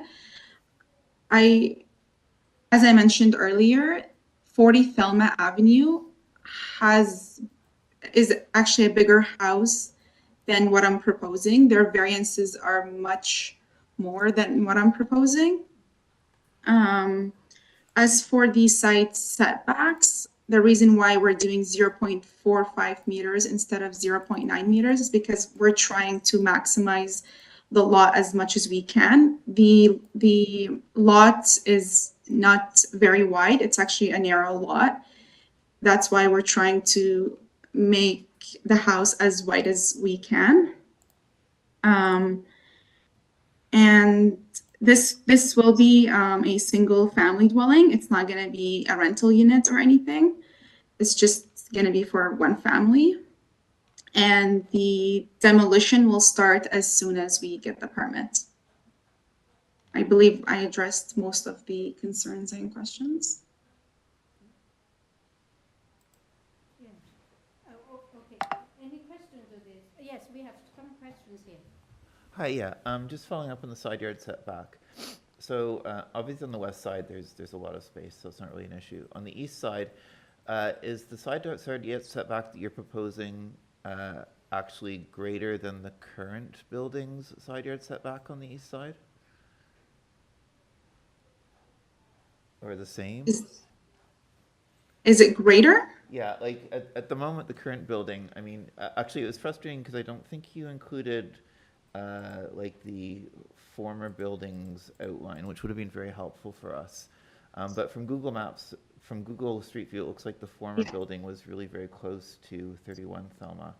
I'm just wondering if the side yard setback that you're proposing is actually perhaps a little bit better than the former one, or is it the same as it used to be? Correct. So the existing house on one side, it sits exactly on the property line. Right. And on the other side, it's, I believe it's 0.9 meters. Right. So you're actually moving it away from 31 Thelma somewhat. Correct. Okay, thank you. No problem. Questions? No. Okay, we do not have any more questions to you, so we will bring this into discussion now. We're in committee now. Comment. Okay, Yeah, so I mean, I often have concerns about side yard setbacks for new builds, but I think in this case, it's reasonable, it's improving the current condition, and it is a very narrow lot, so I really don't have any problems. And I think that clearly it's an improvement over the derelict house that's there. So, and the variances are overall pretty minor, so I'm going to be in support of this. Yes. So, yes, Peter. I agree with my colleagues' comments. The only thing I would add is I think it might make sense to put screening on the second floor balcony. I know at the rear, yeah. I think to the apartment building, to the side, I think there are some windows near that, and I think it might help overlook to the other So side. do you know what edge? The two sides, which are East and west? east and west. East and west, yeah. A Yeah. private screen 1.5 meter west. Second rear balcony. So that's a condition, and the first 2 and 3 condition. Who wants to make a motion? I move approval subject to those conditions, please, Chair. Yes. Second, Mr. Reid, yes. We. And all in favor? With condition, approved unanimously. Thank you. And I think that we finished every item on the agenda. The meeting adjourned at 5:42. Thank you, everybody. Good Thanks, work. Chair. Good work, yes. Thank you, staff. Thank Great you, job. staff. Thank you. Great job. Yes. We can turn off our, shut down YouTube.